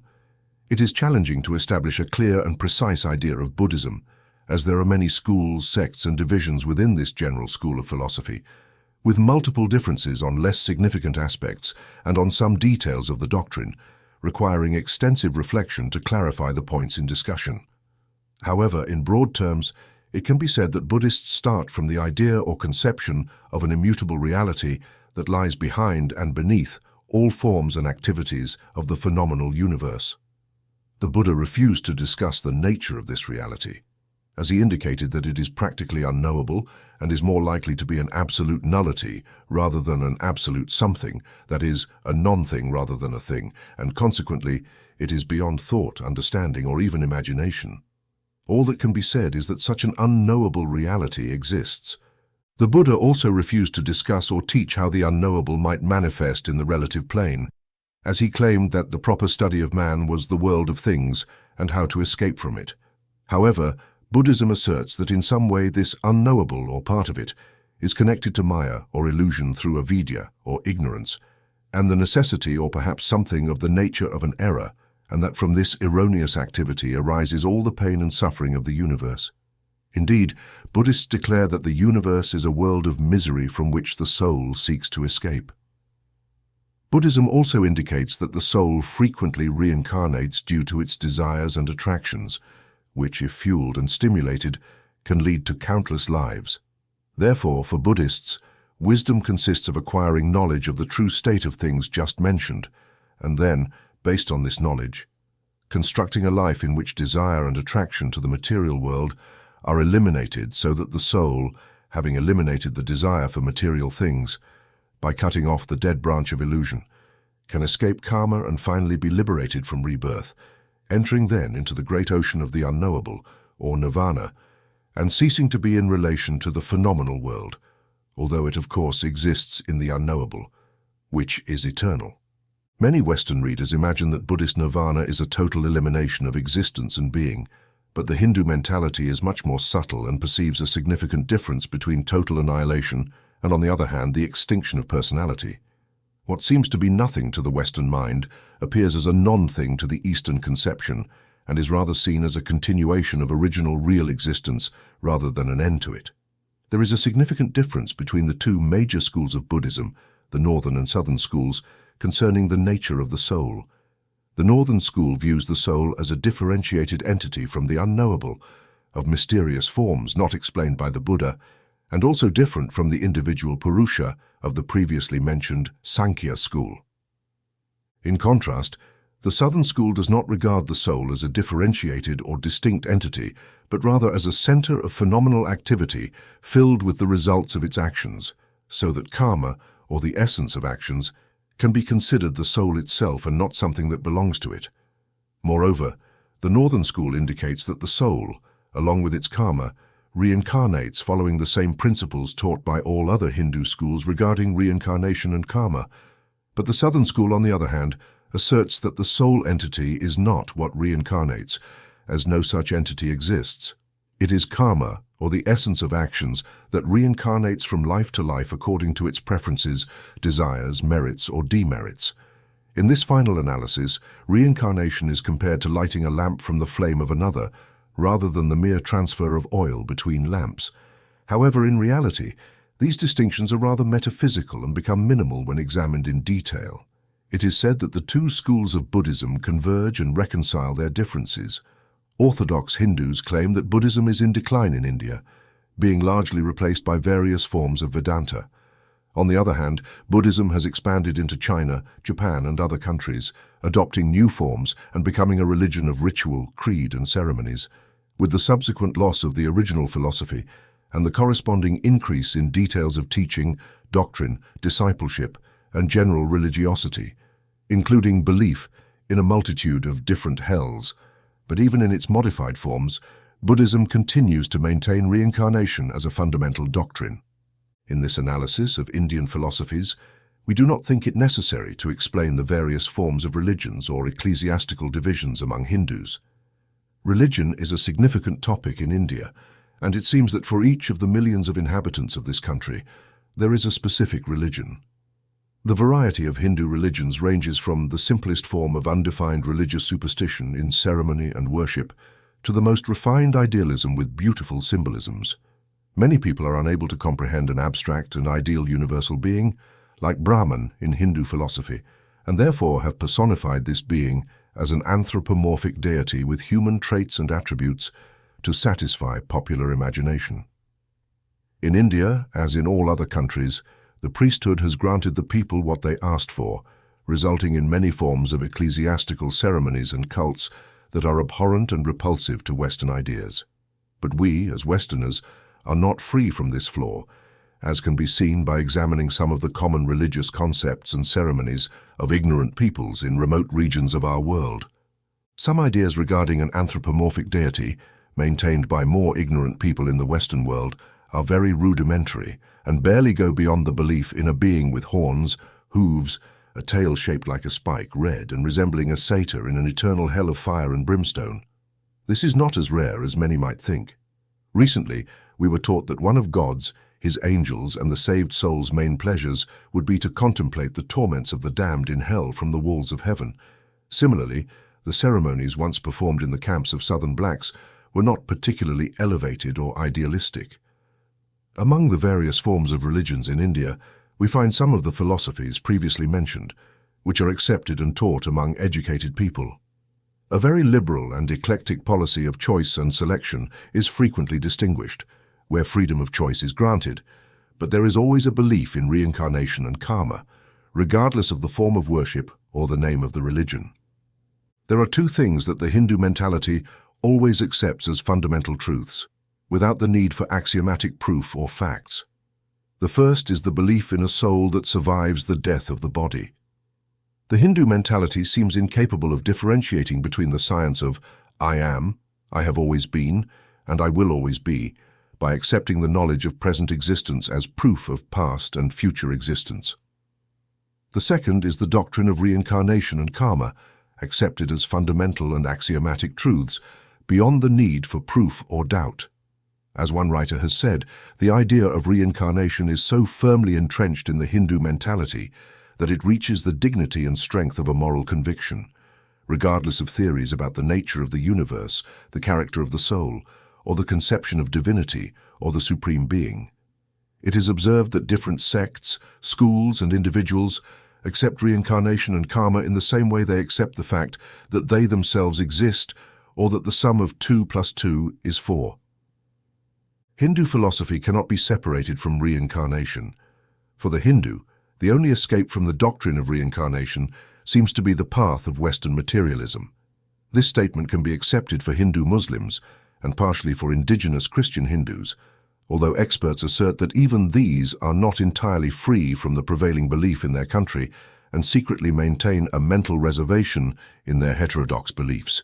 Thus, as you can see, it is quite justifiable to consider India as the motherland of reincarnation today. Chapter 6. Modern Western Thought. In modern Western thought, there is significant interest in reincarnation. Western philosophies, over the past 100 years, have studied the subject with a new level of attention and consideration, and over the past 20 years, a fascinating curiosity from the Western public about the doctrine has emerged. Currently, American and European magazines contain poems and stories, based on reincarnation, and many novels have been written on the subject, with plays founded on the general doctrine receiving notable public attention. The idea seems to have captured general interest, and there is great anxiety to learn more about it. This renewed interest has been largely prompted by the Western world's fascination with the general subject of occultism, mysticism, comparative religion, Eastern philosophy, and other similar themes in their various phases and forms. The World Parliament of Religions, held at the Chicago World's Fair in 1893, contributed to raising American public awareness of Eastern philosophies, where reincarnation plays a very important role. However, perhaps the primary factor in this renewed Western interest is the work and teachings of the Theosophical Society, founded about 30 years ago by Madame Blavatsky, and which has since been carried on by her disciples and various followers. But whatever the true cause, the idea of reincarnation seems destined to play an important role in Western religious and philosophical thought for some time. The modern student of religion and philosophy cannot ignore it. It must be acknowledged and examined. However, the forms of doctrine or theory regarding reincarnation vary in modern Western thought, just as they do in various Eastern countries. Whether currently or in the past, we find that all phases of the subject attract attention and generate new followers. Here we find the influence of Hindu thought, mainly through theosophy or yogi philosophy, and there we perceive the influence of Greek or Egyptian philosophical conceptions, which manifest primarily through a number of occult orders and organizations whose work is carried out in silence and with little public recognition. The main policy is to attract the few chosen rather than the curious crowd. Similarly, we see a large number of people in America and Europe who believe in reincarnation because they are drawn to the philosophy of Neoplatonists or Gnostics of the early Christian Church, who promote reincarnation as an integral part of Christian religion. While remaining within the Church, they interpret teachings in light of the doctrine of reincarnation, as did many early Christians we have analyzed. The theosophical conceptions and interpretations attract a large number of Western followers of reincarnation due to their broad dissemination, as well as the fact that they have formulated a detailed theory and doctrine, and also claim the advantage of authorized instruction from adepts and masters who have reached a higher level of existence. We believe it is appropriate to provide a brief description of the general teachings of theosophy on this point, directing the reader to general theosophical literature for more in-depth information on this particular teaching. Theosophy asserts that the human soul is a composite entity formed of several principles and vehicles, similar to those mentioned in our account of Hindu reincarnation. The theosophical books outline these principles as follows. First, the body or garment. Second, vitality or prana. Third, the astral body or linga sarira. Fourth, the animal soul or kamarupa. Fifth, the human soul or manas. Sixth, the spiritual soul or buddhi. And seventh, the spirit or atman. Among these 7 principles, the last 3 or higher ones, namely atman, buddhi and manas, constitute the higher trinity of the soul, the part of man that persists, while the 4 lower principles, rupa, prana, linga sarira, and kama rupa, are the lower principles that distinguish themselves after death from the higher principles. At the time of death, the higher principles or triad remain alive, while the lower principles dissolve and separate from each other to eventually disintegrate, in a process similar to a chemical reaction. Theosophy indicates that there is a great current of egos or monads, originally coming from a source of being and following a spiral journey around a chain of 7 globes, including Earth, called the planetary chain. The vital wave of the monads arrives on a globe and goes through a series of evolutionary lives in it, then is transferred to the next globe, and so on, until it reaches the final globe.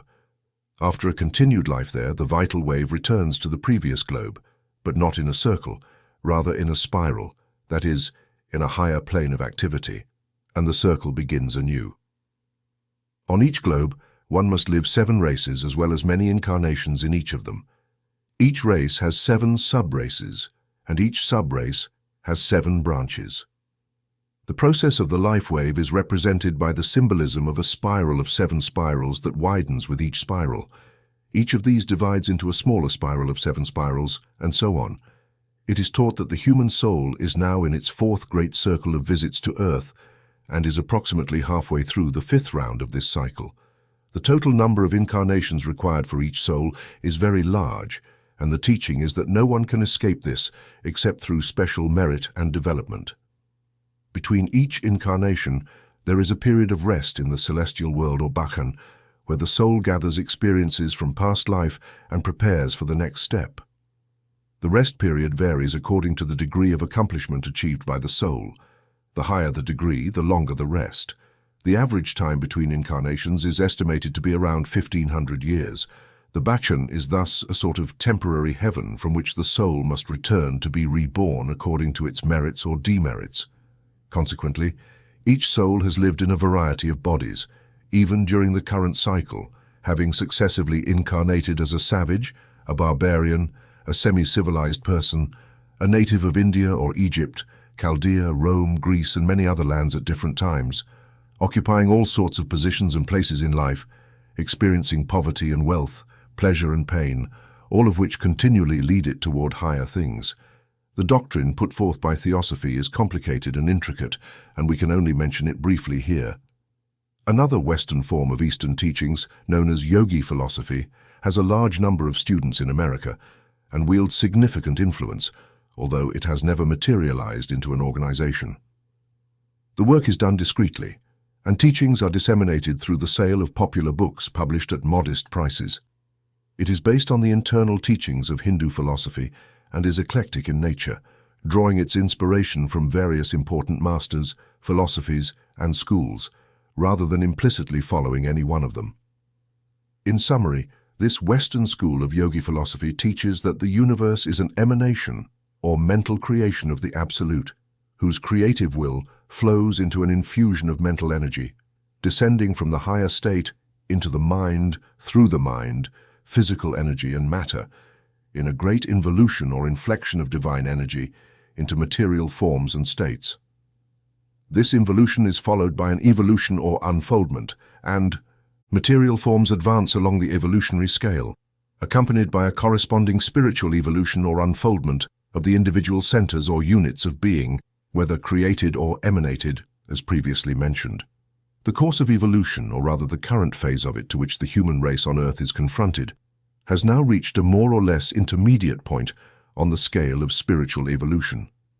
The future will lead humanity toward higher planes and states of being on this Earth, and in other spheres, until reaching a point incomprehensible to the mind of the current human, and then rising further, until ultimately the souls pass to the plane of the Absolute to exist in a state beyond understanding, which transcends not only rational comprehension, but also the imagination of the human mind as we know it.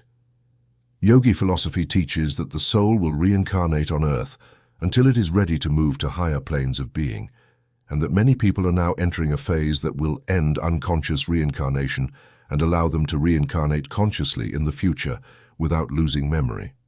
It also teaches that instead of a retributive karma, there exists a law of spiritual cause and effect that operates largely along the lines of desire, and what has been called the law of attraction, according to which like attracts like in people, environments, conditions, and objects. As we have said, yogi philosophy closely follows certain phases of Hindu philosophies from which it is derived, yet it is an eclectic system and not an exact reproduction of this branch of philosophy favored by some Hindu schools and known by a similar name as mentioned in our chapter on Hindus. In other words, instead of wholly accepting the teachings of any one Hindu school, the Western school of yogi philosophy has adopted an eclectic policy. In other words, it is a system that follows a policy of selection by choosing from several sources or systems rather than a blind adherence to any particular school, cult, or master. Yogi philosophy teaches that man is a septuple entity composed of the following principles or divisions. First, the physical body. Second, the astral body. Third, prana, or vital force. Fourth, the instinctive mind. Fifth, the intellect. Sixth, the spiritual mind. And seventh, the spirit. Among these 7 principles, the first 4 belong to the lower part of being, while the last 3 are the higher principles that persist and reincarnate. Man, however, gradually evolves toward the plane of the spiritual mind, and over time will advance beyond the plane of the intellect, which will then be classified with instinct as a lower form of mentality, using his habitual and ordinary intuition, just as the intelligent man now uses his intellect, and the ignorant man his instinct and intelligence, and the animal only its instinct.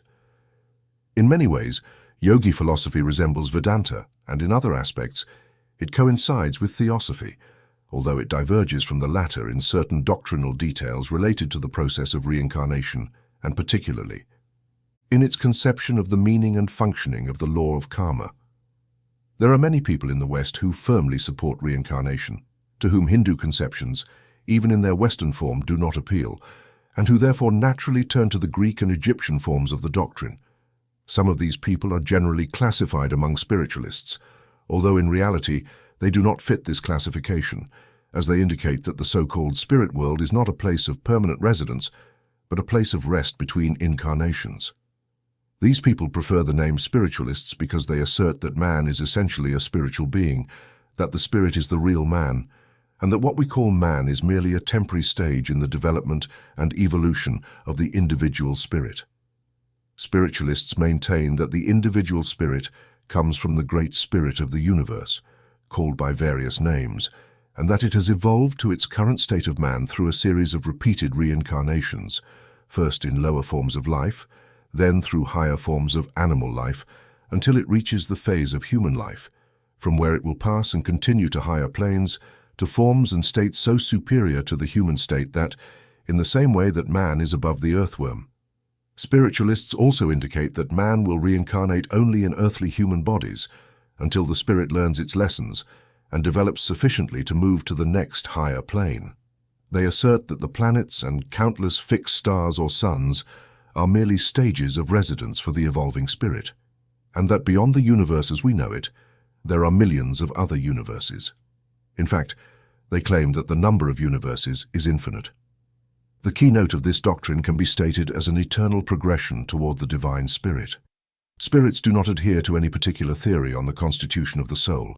Some simply speak of the soul and the body, while others refer to the skeptical being, and the general idea is that it matters little, for the essential spirit is after all the real being, and the number or names of its temporary envelopes or forms of expression are of little importance.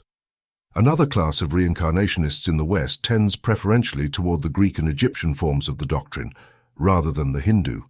The ideas of the Neoplatonists, who had a powerful effect on the early Christian church, or rather among the few chosen early church fathers, seem to have experienced renewed activity among this class. These people, as we mentioned at the beginning of this chapter, prefer to group themselves into small secret organizations or orders and do not dedicate much effort to forming popular cults. They follow the example of the ancients in this regard, preferring the few chosen to the curious public who simply wish to taste or skim the truth. Many of these organizations are not known to the public, as they carefully avoid publicity or announcements and rely on the law of attraction to draw their members to them and them to their members. The teachings of this class vary in their interpretation, and since many of them maintain secrecy through promises or oaths, it is not possible to explain their teachings in detail. However, in general, they base their doctrines on the general principle that the current state of man is due to the fall of the spirit, which occurred at some point in the distant past. They claim that man was originally a pure and free spirit, whose glorious state was drawn by the allure of material life, and that is why he fell from his superior state. His fall was so precipitous that he sank into the depths of the swamp of matter.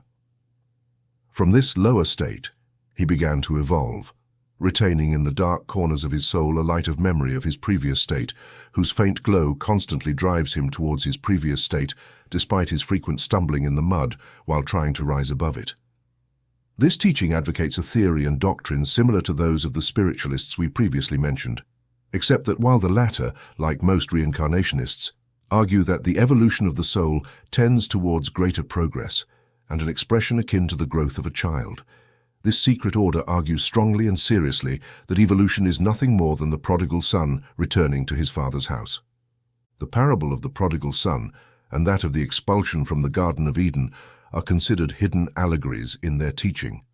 According to this perspective, the current state of existence, that is, earthly life, is part of a series of hells in the great hell of matter, from which man slowly and surely ascends.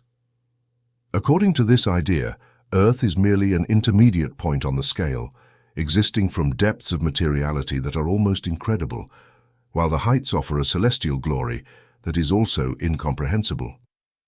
This is all we can expose regarding this form of doctrine without violating certain secrets that have been revealed to us. We could have said much more, but one must know how to read between the lines to fully understand.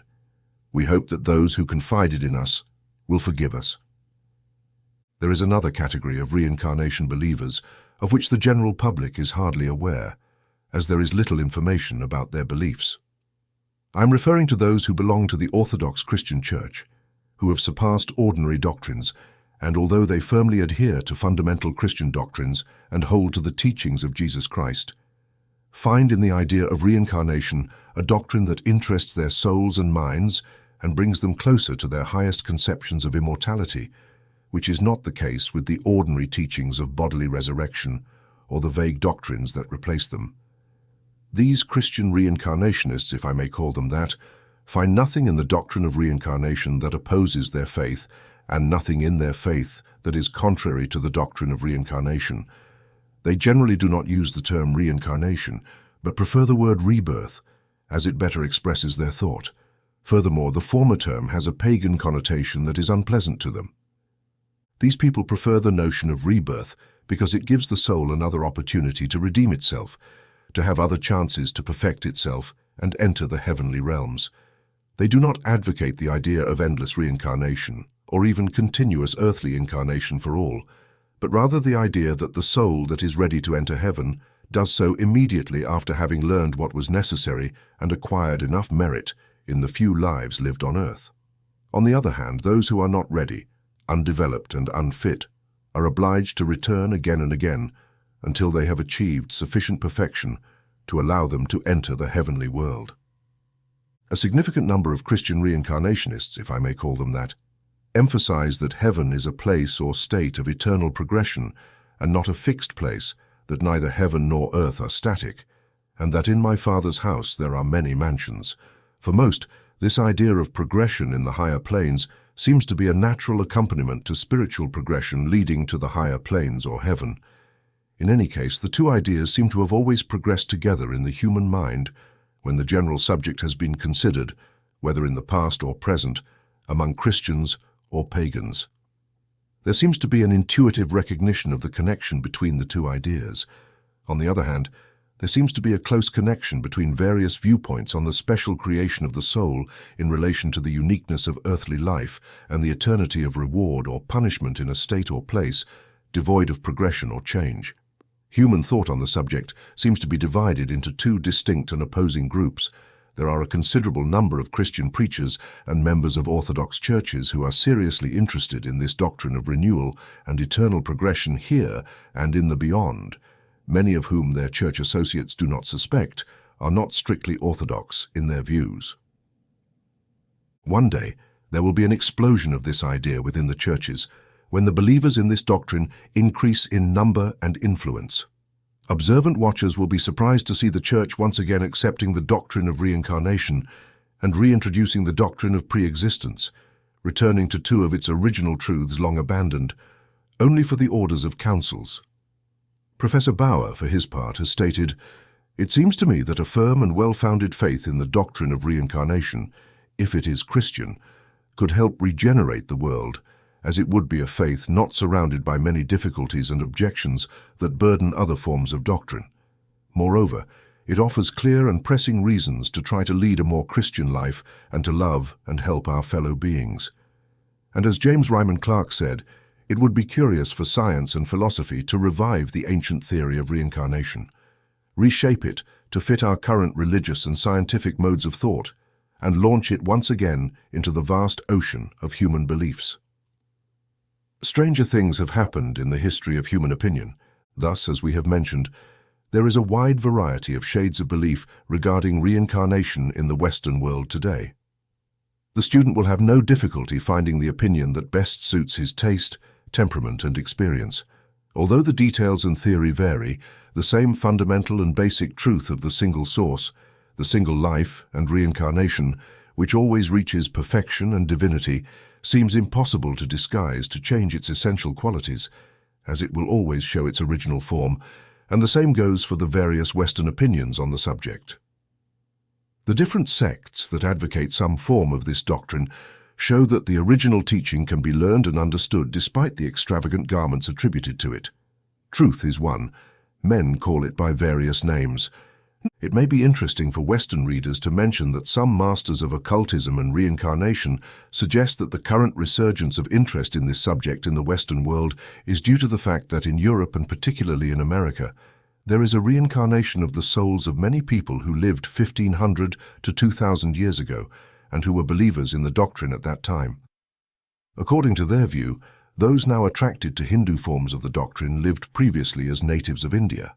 Those who prefer Greek ideas lived in ancient Greece. Those who advocate the Egyptian doctrine lived previously in Egypt, while the resurgence of Neoplatonism, Gnosticism, and general mysticism among contemporary Christians can be explained by the fact that early Christians are now reincarnating in the Western world, being reborn as Christians according to the law of karmic attraction. Thus, followers and defenders of the doctrine use the current resurgence as further proof of the truth of their teachings. Chapter 7. Beyond incarnations, the first questions that researchers typically ask regarding the subject of reincarnation are: where does the soul reside between incarnations? Does it reincarnate immediately after death? What is its refuge, its final state? These questions have been asked from the beginning and are likely to continue being asked as long as the human mind is interested in the subject. Many answers have been provided by masters and authorities in this field to the inquirers. Let us consider some of the main and most authoritative answers. First, let us examine the question of whether the soul reincarnates immediately after death. Some of the early reincarnationists believed and taught that the soul reincarnated shortly after death, with the time between incarnations being brief, allowing the soul to use this period to adjust and balance its character and prepare for a new birth. Others argued that there was a period of waiting and rest between reincarnations, during which the soul mentally digested the experiences of the recently ended life, then considered and meditated on the mistakes it had made, deciding to correct all its errors in its next life. It was indicated that when the soul was freed from the needs of material existence, it could think more clearly about the moral nature of its actions and would be able to perceive the spiritual side of itself with greater transparency, while benefiting from the spiritual perspective due to its distance from the active scenes of life, and therefore to better calibrate the respective value of the objects of material life. Currently, those who have studied the subject in depth indicate that the average period of rest between incarnations is about 1,500 years. Less advanced souls hurry to return to Earth after a short time, while more advanced ones prefer a long period of rest, meditation, and preparation for their new life. It is said that the soul of a simple, material, and animalistic person will reincarnate shortly after death, with the rest and meditation period being very brief, as there is little for the soul to meditate on, its attractions and desires being all related to material life. Many souls are so attached to Earth that they rush to return to a material incarnation if the conditions for reincarnation are favorable, which is usually the case since there always seems to be an abundant number of new bodies suited to such souls within families of people with the same character and nature, offering congenital opportunities for such a soul to reincarnate. Other souls that have progressed a bit further on the path of fulfillment, having developed a bit of their higher nature, make more use of the period of meditation and spiritual life available to them. Thus, as the scale advances and the attraction to material life diminishes, the period of purely spiritual existence between incarnations lengthens. It is said that the souls of those who are very spiritually developed can remain in a state of rest for 10,000 years or more unless they voluntarily return earlier to participate in the work of elevating the world.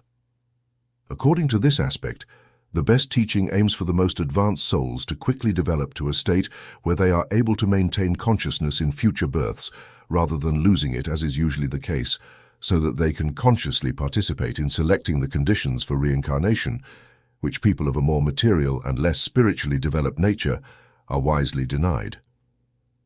The next phase of the question, namely where the soul resides between incarnations, is an even more difficult question to answer due to the various nuances of opinion on the subject. However, there is a fundamental agreement among the different schools, and we will attempt to provide the essence or most important aspects of the thought on this subject. First, all occultists dismiss the idea that there is a specific place where souls reside, considering the existence of states or planes of existence to be sufficient. It is argued that there are many planes of existence within each portion of space, and that these planes are interconnected, so that entities inhabiting one plane are generally not aware of those in another plane. Thus, an inhabitant of a higher plane of being, where the vibrations of substance are much higher than those we experience, could pass through our material world without having the slightest knowledge of its existence, just as X-rays pass through the densest objects or light passes through the air. It is said that there are many planes of existence, some higher than the one we occupy, where disembodied souls reside.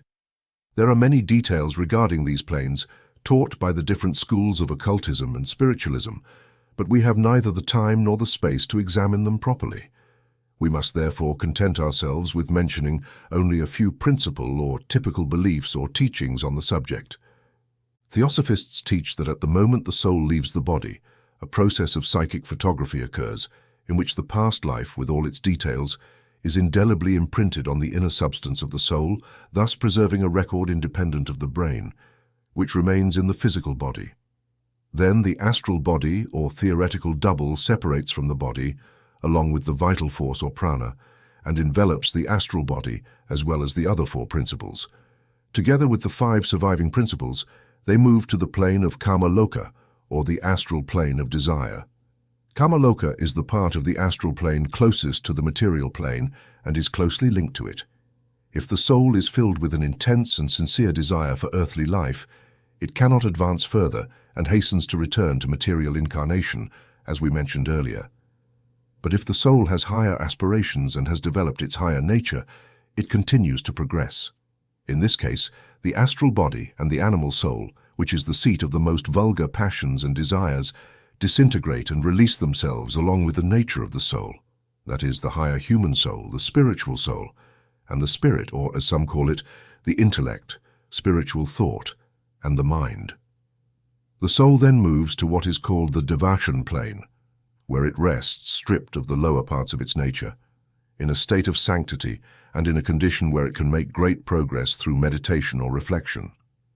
Kama Loka has been compared to the Catholic purgatory, which it resembles in several ways. According to Theosophists, the term Devachan means the state or plane of the gods. Theosophy teaches that the triad of the soul resides in Devachan for a period proportional to the individual's merit, and from there, at the appropriate time, the individual is drawn back to be reborn in the world of mortals. It is said that the law of karma, which governs the earthly life of man and regulates the details of his reincarnation, also operates in the Devachan plane, thus deciding the length of stay in this plane and the timing of the soul's reincarnation. The state of existence in Devachan is extensively described in theosophical writings, but it is too complex to be covered in detail here. It can be said that the teaching asserts that life in Devachan has the nature of a dream of the best aspects of ourselves, that is, a condition in which the highest part of us has the opportunity to express, grow, and develop. It is mentioned that the state of the soul in Devachan is one of joy, the level of which depends on the degree of spiritual development of the soul. Since joy is of an entirely spiritual nature, it can be compared to the state of people listening to a beautiful melody.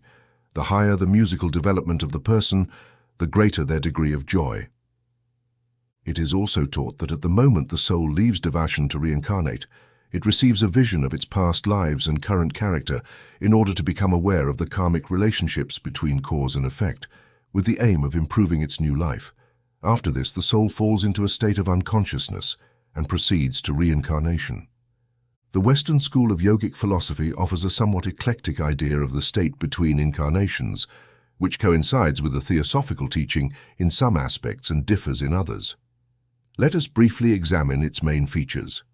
First, it does not use the terms Kama Loka and Devachan, but considers all planes as a vast astral world containing many planes, divisions, subdivisions, and subplanes.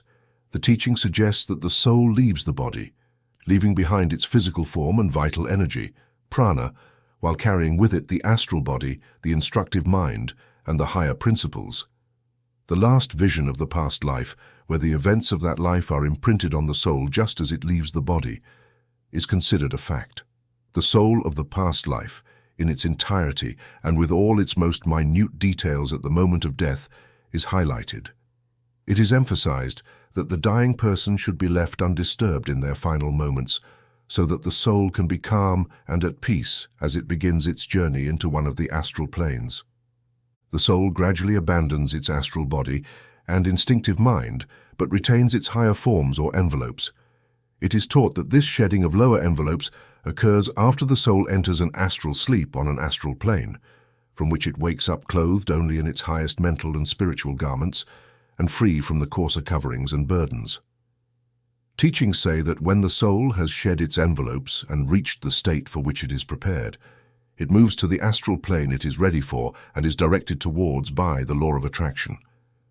The astral planes are interconnected, and souls inhabiting one plane are not aware of those residing in another, nor can they move to different planes. Those inhabiting a higher plane can see, if they wish, the lower planes in order of development, and can also visit these planes if they desire. However, those in the lower planes cannot see or visit the higher planes, not because there is a guardian at the gate to prevent them, but for the same reason that a fish cannot move from water to the air above. The same teachings mention that souls from the higher planes often visit friends and loved ones in the lower planes, so there is always the possibility for dear ones, family members, and companions to meet in this way.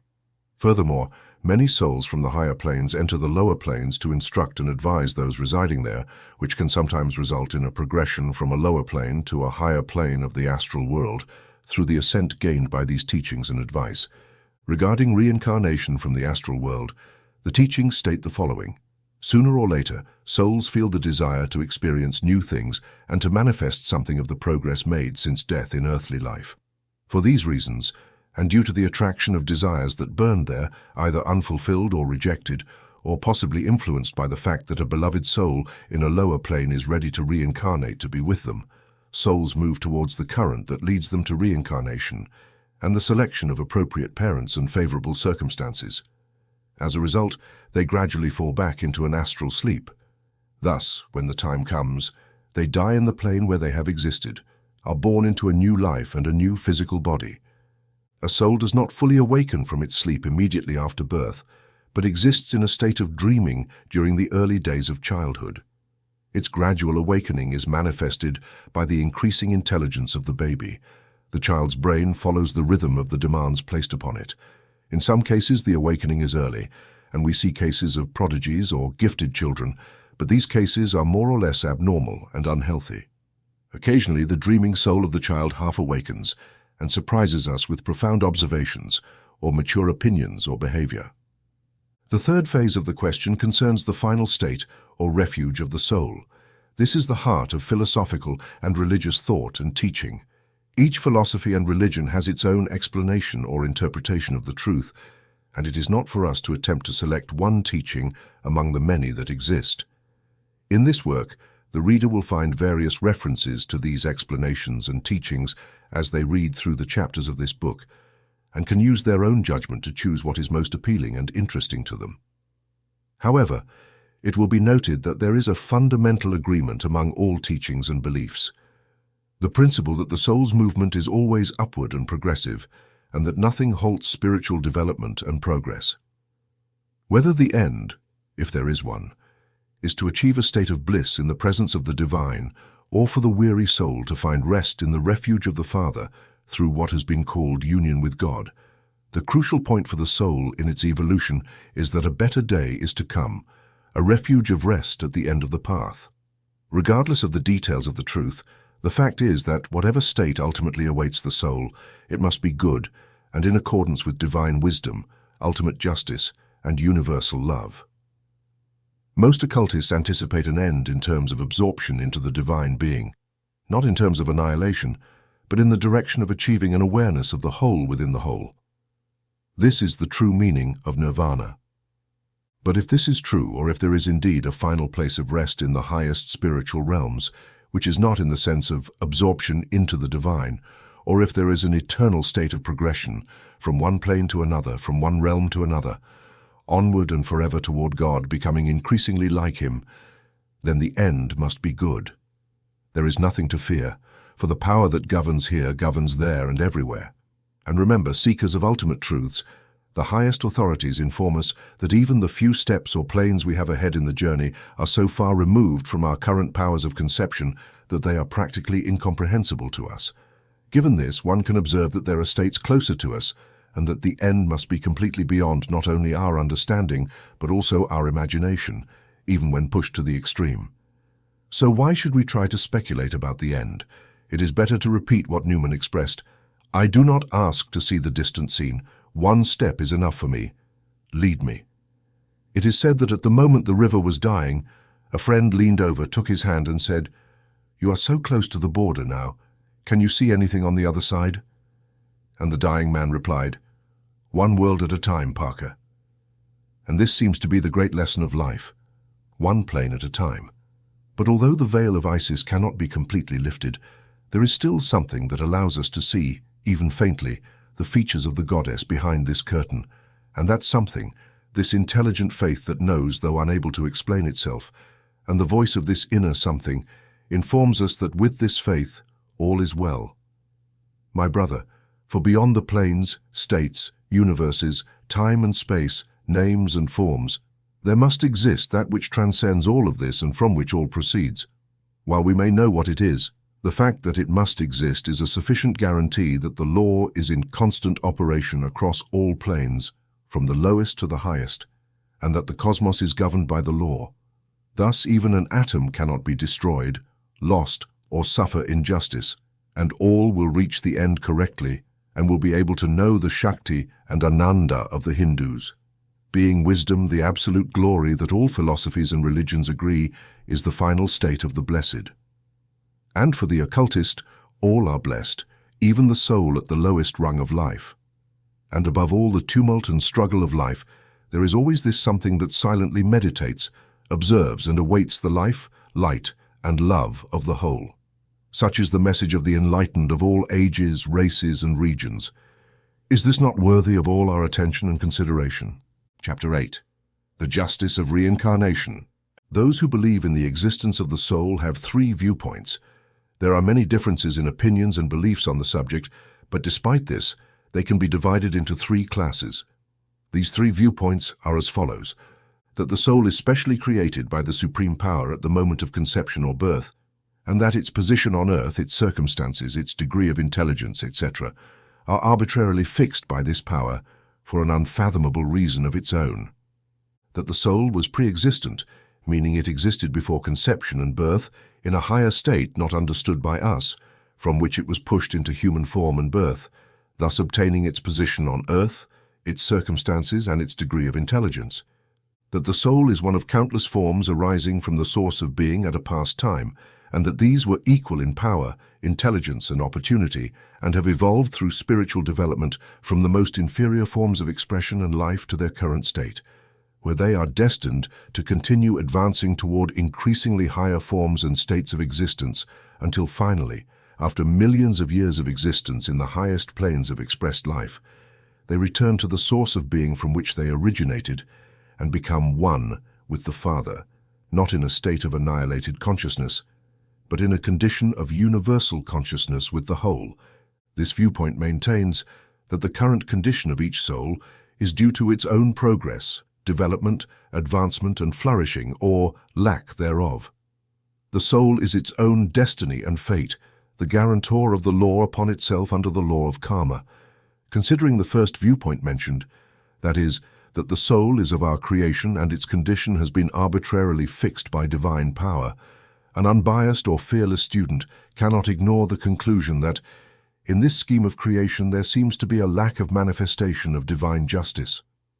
Even admitting the finite mind's inability to fully grasp infinite designs, one is compelled to recognize the evident inequality and injustice in the relative positions of human beings on earth, as long as these are imposed arbitrarily. It would seem that no amount of future reward could equalize or explain these conditions, unless there is something behind all this. Indeed, it seems that injustice might manifest. Of course, many argue that the idea of justice has nothing to do with universal processes, but those who believe in a divine being full of love and justice are compelled to think that these qualities must manifest in the creations of such a being. And if there is nothing behind all this, then the innocent observer must admit that the pattern of manifested justice has many flaws, even according to the imperfect human idea of justice. As Figuier, a French writer, said about 40 years ago, if there are well-organized, well-constituted and robustly healthy men, how many are there who are sick, idiotic, deaf-mute, blind from birth, mutilated, insane and demented? My brother is handsome and well-formed, while I am ugly, weak, rickety and hunchbacked. Yet we are children of the same mother. Some are born into wealth, others into the most terrible poverty. Why am I not a prince and a great lord instead of a poor pilgrim on this ungrateful and rebellious earth? Why was I born in Europe and Paris, where civilization and artistic life are bearable and easy, rather than under the scorching skies of the tropics, where with black and oily skin and tufted wool, I would have been exposed to the double torments of a deadly climate and a barbaric society? Why am I not a wretched African Negro in Paris, in comfortable conditions? None of us has done anything to earn the right to be in the places assigned to us. We did not invite anyone to this favor or to this misfortune. What is the cause of the inequality in the distribution of the terrible misfortunes that befall some men and spare others? How can one explain the partiality of fortune toward those who live in happy lands while many of their brothers suffer and weep in other parts of the world? He continues by mentioning that some men possess all the benefits of the mind, while others, on the contrary, lack intelligence, insight, and memory. They stumble at every step of their rugged life paths, their limited intelligence and imperfect faculties, exposing them to all possible humiliations and disasters. They succeed in nothing, and fate seems to have chosen them as constant objects of its most fatal blows. There are beings who, from the moment of their birth until the hour of their death, emit only cries of suffering and despair. What crime have they committed to be here on earth? They did not ask to be here, and if they could, they would have begged to be rid of this fatal burden. They are here against their will despite their wishes. God would be unjust and malevolent if he imposed such a miserable experience on beings who have done nothing to deserve it, and who, moreover, did not ask for it. But God is neither unjust nor malevolent. These opposing qualities do not belong to his perfect essence. Therefore, the presence of man in different parts of the earth and the unequal distribution of evil on our globe must remain unexplained. If you know of any doctrine, philosophy, or religion that resolves these difficulties, destroy this book, and I will declare myself defeated. Orthodox theology answers the question by stating that, due to our finite understanding, we cannot claim to comprehend the plans, designs, and intentions of God, nor to criticize his form of justice. It also indicates that we must seek evidence of God's love beyond this mortal life, and not attempt to judge according to what we see here on earth, among the miseries and inequalities of men. It explains that suffering and misery are inherited from Adam and result from the sins of our first parents, but that if we are good, all will be equalized and rewarded in the other world. Of course, extremists who advocate predestination have argued that some will be happy and others miserable simply because God, in the exercise of his will, had chosen and predestined them to these conditions. However, it would be barely fair to cite this as a position of current theology, as the trend of modern theological thought moves away from this conception.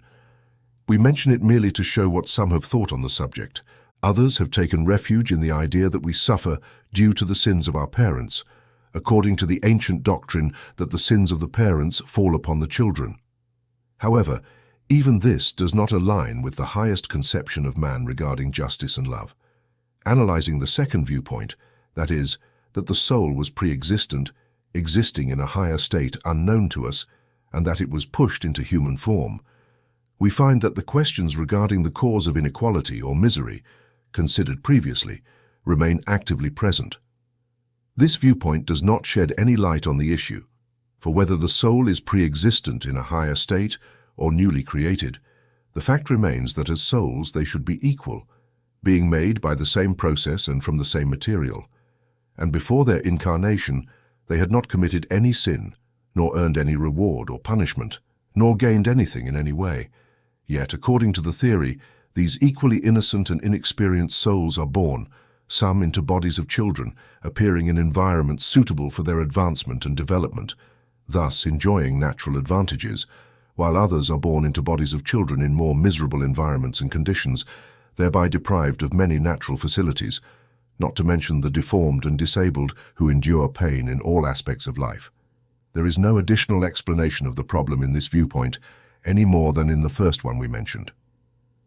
Turning to the third viewpoint, that the soul is one of the countless forms that came from the source of being thousands of years ago, and that they were equal in power and opportunity, and that the individual soul has found its way to its current position through many rebirths and lives, thus acquiring numerous experiences and lessons that determine its current condition, and that in turn it will benefit from the experiences and lessons of the current life, which will determine the next stage of its life. We find what many have considered the only logical and possible explanation for the problem of life's inequality, provided that there is any answer at all, and that there is a loving and just God. The French writer whose remarkable excerpt we quoted, imbued with the pessimism of the old view of life, admitted that reincarnation offered a just explanation of the issue. He said that if, on the contrary, we admit the plurality of human existences and reincarnation, that is, the passage of the same soul through several bodies, everything is wonderfully clarified. Our presence in this or that part of the earth is no longer the result of a caprice of fate or a matter of chance. It is simply a stage in the long journey we are making through the world. Before our birth, we have already lived, and this life is the continuation and result of previous lives. We have a soul that we must purify, improve, and ennoble during our stay on earth. After completing an imperfect and perverse life, we are compelled to begin a new life, and thus strive to rise to the level of those who have attained higher planes. Proponents of reincarnation argue that the idea of justice is fully realized in this view of life, as what we are is determined by what we have been, and what we will be is defined by what we are now. Thus, we are constantly driven by the pressure of the evolving spirit and drawn upward by the divine. According to this conception, there is no chance. Everything unfolds according to law, as an ancient Greek philosopher said. Without the doctrine of reincarnation, it is impossible to justify the ways of God, and many other philosophers and theologians have followed this line of thought. If we enjoy, it is because we deserve it. If we suffer, it is because we have earned it, in both cases through our own efforts and actions, and not by chance, nor due to the merits or demerits of our ancestors, nor by predestination or the choice of fate. If this is true, then we are given the understanding to stoically endure the pains and miseries of this life without cursing fate or attributing injustice to the divine. We are also given an incentive to make the most of our opportunities to enter into higher and more satisfying conditions in future lives. Reincarnationists assert that rewards and punishments are properly given only in the plane where the action was committed, whether good or bad. Otherwise, its nature changes, its effects are altered, and its collateral consequences are lost. A writer on the subject has emphasized this fact with the following words: "Physical outrage must be compensated by the imposition of physical pain, and not merely by the awakening of inner repentance. Honest lives find an appropriate consequence in visible honor, but a career is too short for precise accounting, and it takes much for each good or evil done in each of them to be recompensed on the earth where it took place." Regarding rewards and punishments, we would say that many advanced reincarnationists do not view the conditions of life as rewards and punishments, but rather as parts of the lessons in the kindergarten of life that must be learned and valued. In future existences, we will address this topic in more detail by examining the issue of karma. The difference is vital and must be carefully observed when we consider this theme. Before moving on to the question of justice illustrated by reincarnation, we wish to highlight the difference in viewpoints on life and its rewards and punishments, as seen respectively by orthodox theologians and proponents of reincarnation. On one hand, orthodox theologians assert that, based on a person's actions, whether good or bad, during their brief life of a few years, and then realized under conditions unjustly imposed by their Creator at birth, a person is rewarded or punished with an eternity of happiness or misery, heaven or hell. It may be that a person has lived only 1 or 2 years of reasonable understanding, or 3 or 10, and that they have violated certain ethical or moral laws, or even religious ones, perhaps simply by refusing to believe in something their reason could not accept. For this, they are condemned to remain eternally in a place of pain, misery, or punishment, or in a similar state. Conversely, if they have done what they were supposed to do and avoided what they should not have done, even if it was very easy for them due to their environment and upbringing, and if they accepted the orthodox beliefs and doctrines of their parents as something natural, then this person is rewarded with an eternity of happiness and infinite joys. Try to imagine what eternity means. Think of the millions and millions of times extending indefinitely. The poor sinner suffers exquisite torture during this time, and for all the time to come, without limit, without respite, without mercy, every moment. The good person enjoys their glorious state without limit or end, without exhaustion, and the time of proof during which both have shaped their future destiny is like a grain of sand compared to the countless universes in space and all eternity, a ratio that reduces the duration of human life to almost nothing if one considers things mathematically. Is this really justice? On the other hand, from the perspective of reincarnationists, does the measure of cause and effect adjust more fairly, even if we consider it as a matter of reward and punishment?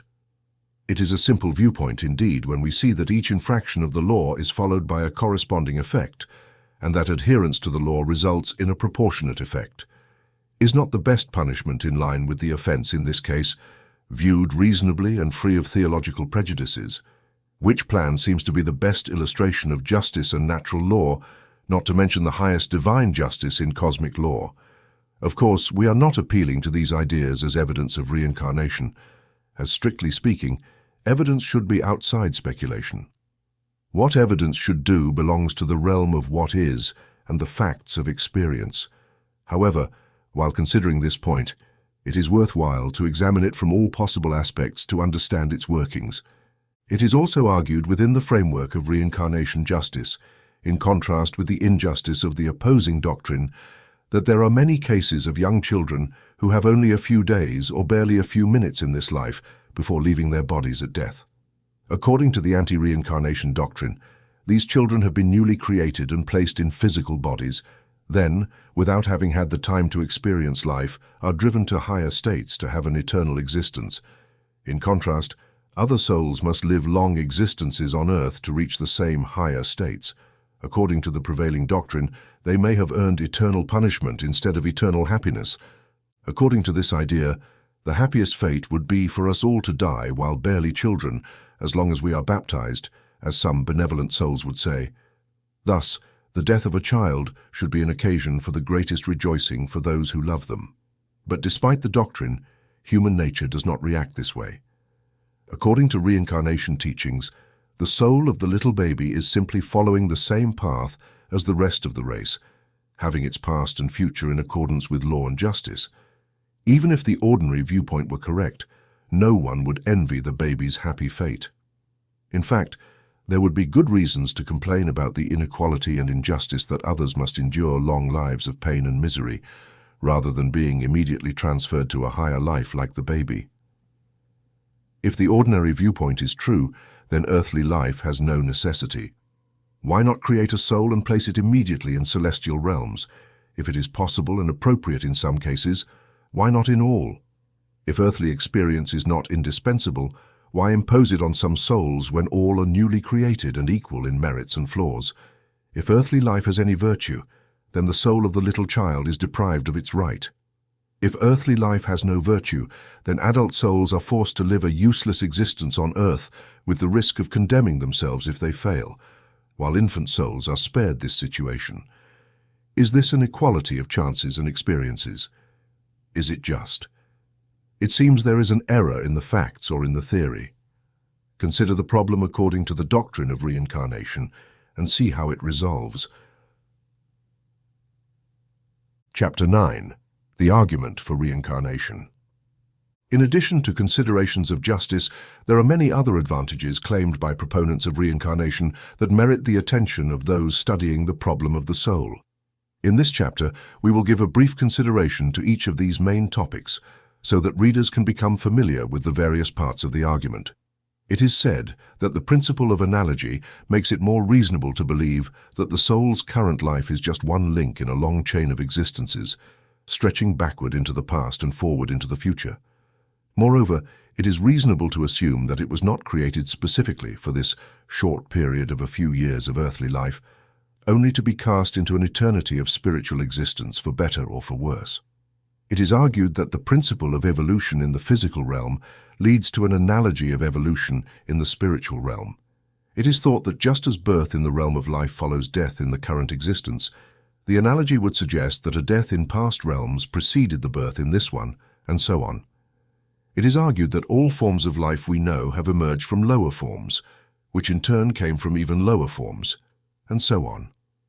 Following the same analogy, it is believed that the soul has ascended from the lower to the higher and will continue to rise to even higher forms and realms.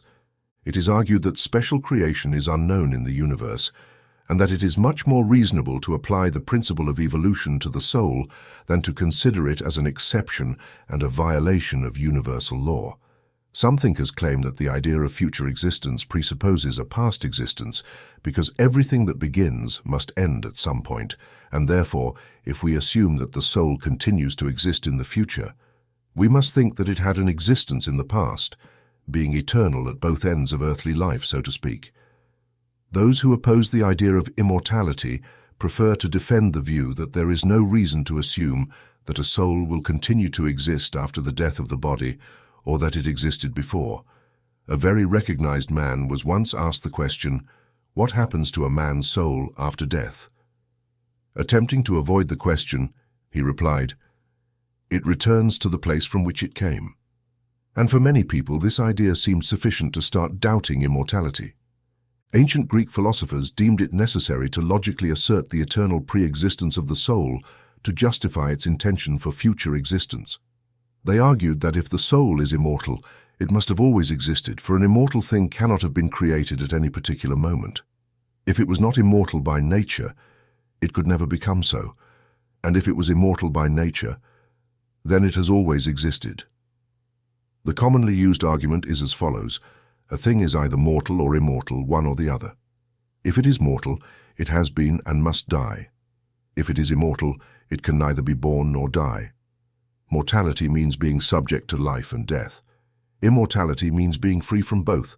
The Greeks dedicated much time and care to this argument and accorded it great importance. They reasoned that nothing possessing reality could come from nothing or return to nothing. If it was real, it was eternal. If it was not eternal, it was not real. They also argued that the sense of immortality possessed by the ego was an indication that it had experienced life in the past, as well as the fact that it anticipated life in the future. There is a sense of ancientness that is found in all of the soul's thoughts about its own nature.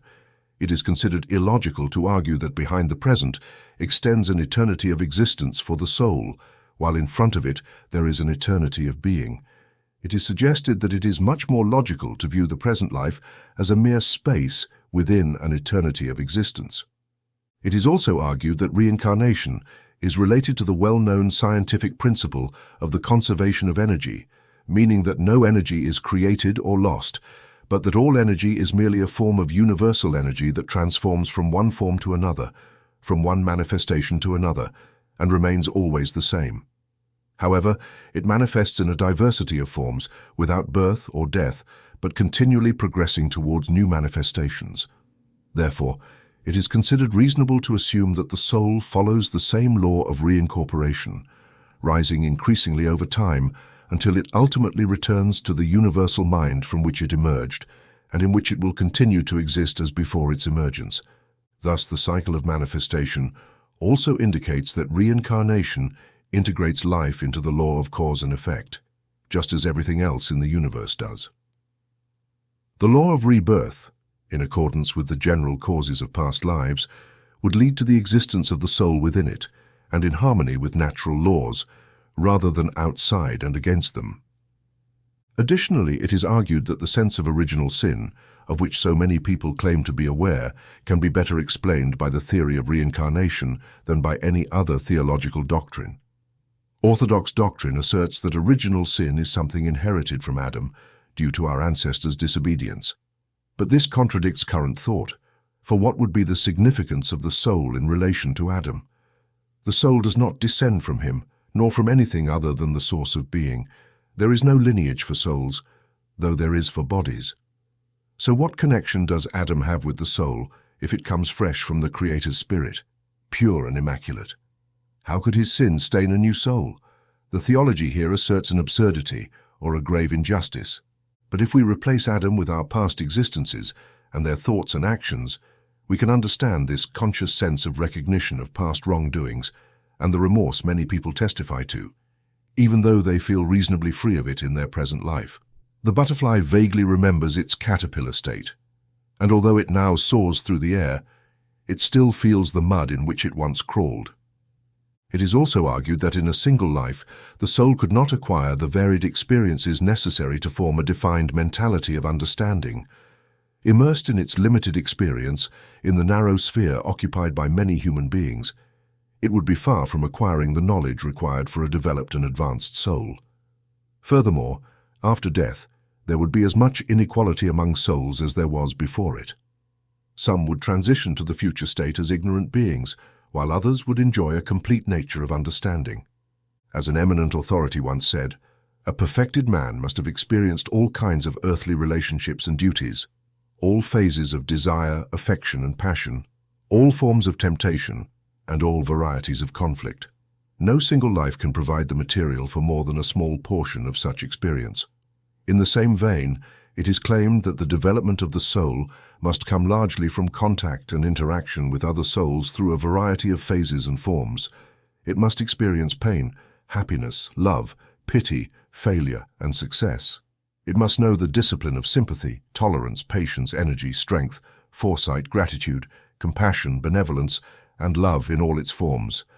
It is emphasized that this is only possible through repeated incarnations, as the duration of a single life is too short and its limits too narrow to encompass a small fraction of the experiences necessary for the soul in its journey toward development and realization. One must experience the pains and joys of all forms of life before understanding can be attained.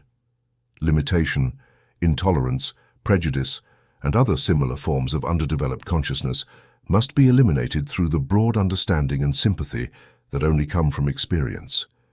It is indicated that only through repeated incarnations can the soul come to realize the futility of seeking happiness and satisfaction in material things.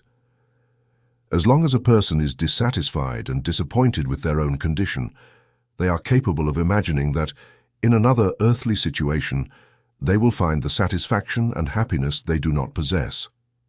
And at their death, they carry with them the subconscious desire to enjoy these privileges, a desire that brings the soul back to earthly life in pursuit of what it has not obtained. As long as the soul yearns for all that the earth can offer, it remains attached to the earth and is drawn back into the vortex of material things. But after repeated incarnations, the soul learns the lesson that happiness can only be found within itself. This only happens when it learns its true nature, its source, and its destiny, and then it ascends to higher planes. As an authority on the subject says, over time the soul sees that a spiritual being cannot feed on inferior sustenance, and that any joy that is not union with the divine must then be an illusion. It is also argued that very few people, as we perceive them in earthly life, have realized the existence of a higher part of their being, and even fewer have affirmed the supremacy of this part by subordinating the lower part of their being to this higher part. If they were to transition to a final state of being after death, they would carry with them all their lower interests and attributes, and would be entirely incapable of manifesting the spiritual part of their nature, the only part that would be satisfied and happy in the spiritual realms. Therefore, they need repeated lives to evolve from lower conditions and thus develop and unfold the higher ones. Referring to the question of unquenched desire mentioned earlier, the following quote from a writer specializing in the subject provides a clear and brief argument in favor of reincarnation. The writer says, "The desire for other forms of earthly experience can only be extinguished by experiencing them.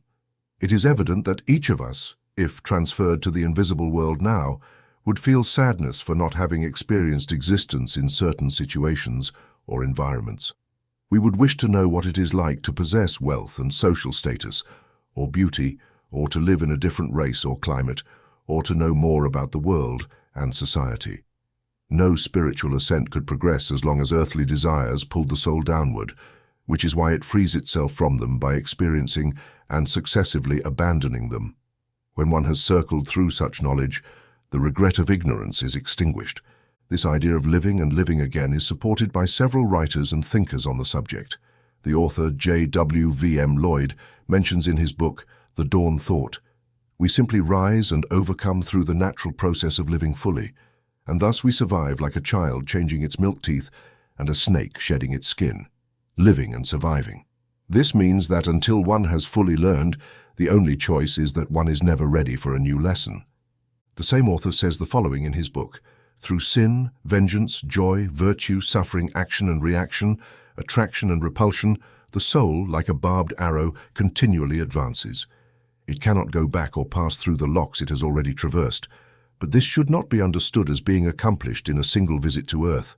Only the true circular journey of the soul includes a stay on earth, a life, as we say. It may happen that there is nothing more than a stop or a setback or nothing more than a sin, but the full course of everything is ongoing. However, there is a danger that this doctrine may be misunderstood, and some have done so by interpreting it as advice to indulge in all sorts of sinful experiences in order to live and overcome life. This idea is very erroneous and cannot be defended by any true student of these subjects, although it is used by those seeking an excuse for material dissipation. Mabel Collins, in her notes on Light on the Path, says on this subject, "Seek it by testing all experience, and remember that when I mention this, I do not say to yield to the seduction of the senses to know it. Before you have become an occultist, you may do this, but not afterward. When you have chosen and entered the path, you cannot yield to this seduction, it is shameless. However, you can experience it without horror. You can analyze it, observe it, and test it, and wait with the patience of trust for the time when it will no longer affect you. But do not condemn the man who yields. Extend your hand to him as to a pilgrim brother whose feet are burdened by the mud. Remember, disciple, that although the abyss is great between the good man and the sinner, it is even greater between the good and the one who has attained knowledge. It is immeasurable between the good man and the one who stands on the threshold of divinity. Therefore be careful not to believe too soon that you are something beyond the people." And again, the same author says, "Before you can reach knowledge, you must have traversed all places, whether dirty or clean. So remember that the dirty garment you refuse to touch may have been yours yesterday or may belong to you tomorrow. If you turn away from it with horror when it falls on your shoulders, it will cling more firmly. The righteous man makes a bed of mud. Set limits, because it is right to do so, not to keep yourself clean." It is also said that reincarnation is necessary to give developing humanity an opportunity to perfect itself, that is, not through their physical descendants, which would not affect the souls of those living in the bodies of current races, but through the perfection and growth of their own souls. It is mentioned that transporting a savage or barbarian to the spiritual planes after death would be an absurd transfer. Regardless of their fidelity to their duty or the light they have developed in their soul, such a soul would not be ready to enter the higher spiritual planes and would be very unhappy and miserable there. It can be seen that reincarnationists make a clear distinction between goodness and advancement, and although they recognize and salute the former, they consider it as complementary, while the latter is the true spiritual development and unfolding. It can be observed that reincarnation provides for spiritual evolution with all its advantages, just as material evolution, which science considers correct, does. To conclude this chapter, we have once again the competent author on the subject we mentioned earlier, who writes anonymously. The booklet from which the quote is taken says the following: "Nature does nothing by leaps, does not introduce into this case a being that has only known matter and material life into a realm of spirit and spiritual life without being able to fully understand it. This would be akin to suddenly transferring a ploughman into a company of metaphysicians. The study of any subject implies a prior knowledge of its nature, goals, and mental requirements. The higher the subject, the more preparation is required for it. It is inevitable that a being facing an eternity of progress through realms of spiritual knowledge and experiences always close to the central sun must be prepared for this by a long acquisition of faculties that are the only ones capable of handling it. The delicacy, vigor, and penetration required are incompatible with those needed in the material plane, highlighting the differences between earthly and spiritual life, and also revealing that a sudden transition from one to the other is unthinkable. This is an unknown policy in any other department of nature's works, a breach in the law of elevation through evolution. A person, before becoming a god, must first reach the category of a perfect man, and this cannot be achieved in 70 years of earthly life or in any other period that human conditions allow. Rebirth and reincarnation must continue until their goals are achieved. If we were merely victims of an evolutionary law or powerless atoms upon which nature's machinery plays, the prospect of a succession of incarnations yielding no satisfaction might lead us to desperate madness. But we are not presented with such a joyous prospect. On the other hand, we are taught that reincarnations are the law for humanity, and that they are the conditions for its progress, which is also a law. But humanity can shape, enhance, or diminish them. It is incapable of discarding the machinery, and could not, even if it wished, endowed with the power to guide it towards something better. Driven by the motive to use this power, humanity can harmonize both its aspirations and efforts with the system that expresses the infinite wisdom of the body, and, through the journey from the temporal to the eternal, walk the path with firm steps, strengthened by the awareness that it is part of an innumerable multitude, and with the certainty that it and others, if they wish, can ultimately reach that sphere where birth and death are merely memories of the past. In this chapter, we have provided a list of arguments in favor of the doctrine of reincarnation, drawn from various sources. Some of these arguments are not particularly interesting to us, because they are more theological than scientific, but we have included them so that the argument is presented in a general manner, and because we believe that in a work of this category, one cannot ignore an argument used by many leading authorities simply because it may not suit our particular temperament or habitual way of thinking. For some, the theological argument may be bolder than the scientific one, and here it is presented very appropriately. The most correct way to present a subject is to do so with its multiple aspects and as it can be appreciated from various angles. Chapter 10. The Proofs of Reincarnation. For many minds, proof of a doctrine lies in its rationality and its ability to address existing problems. Consequently, for these individuals, the various arguments presented in favor of the doctrine of reincarnation, which we have detailed in the previous chapters, as well as the nearly universal acceptance of fundamental ideas by humanity at a certain stage of its development, would be considered very good proof of the doctrine. This means that, at least to some extent, reincarnation could be considered the most viable working theory on the past and future existence of the soul, and the one that best meets the requirements of a doctrine or theory, better than any other idea proposed by metaphysical, theological, or philosophical thinkers. However, for the scientific mindset, or for those who demand something akin to real factual experience, no amount of theorizing and abstract speculation, however reasonable, is acceptable even in the form of a working hypothesis, unless it is based on tangible facts or knowledge obtained through human experience.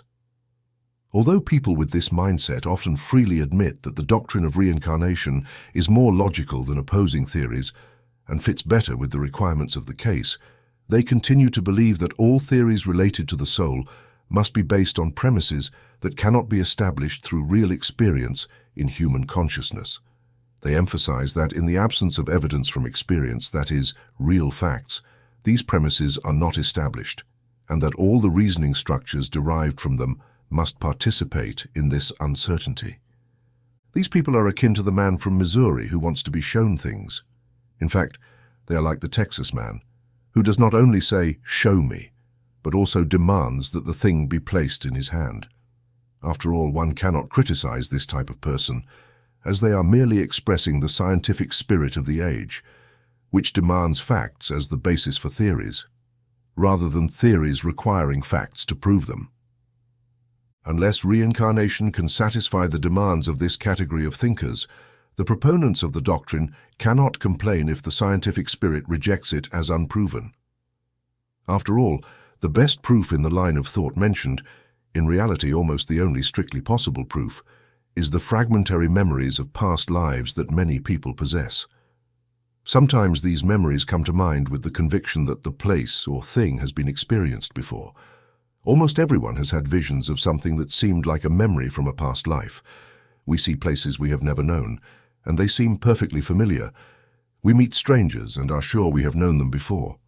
We read an old book and feel we have seen it before, often to the point of being able to anticipate the story or the author's argument. We hear a strange philosophical doctrine and recognize it as an old acquaintance. Many people have had this experience in relation to occultism, or even to the doctrine of reincarnation itself.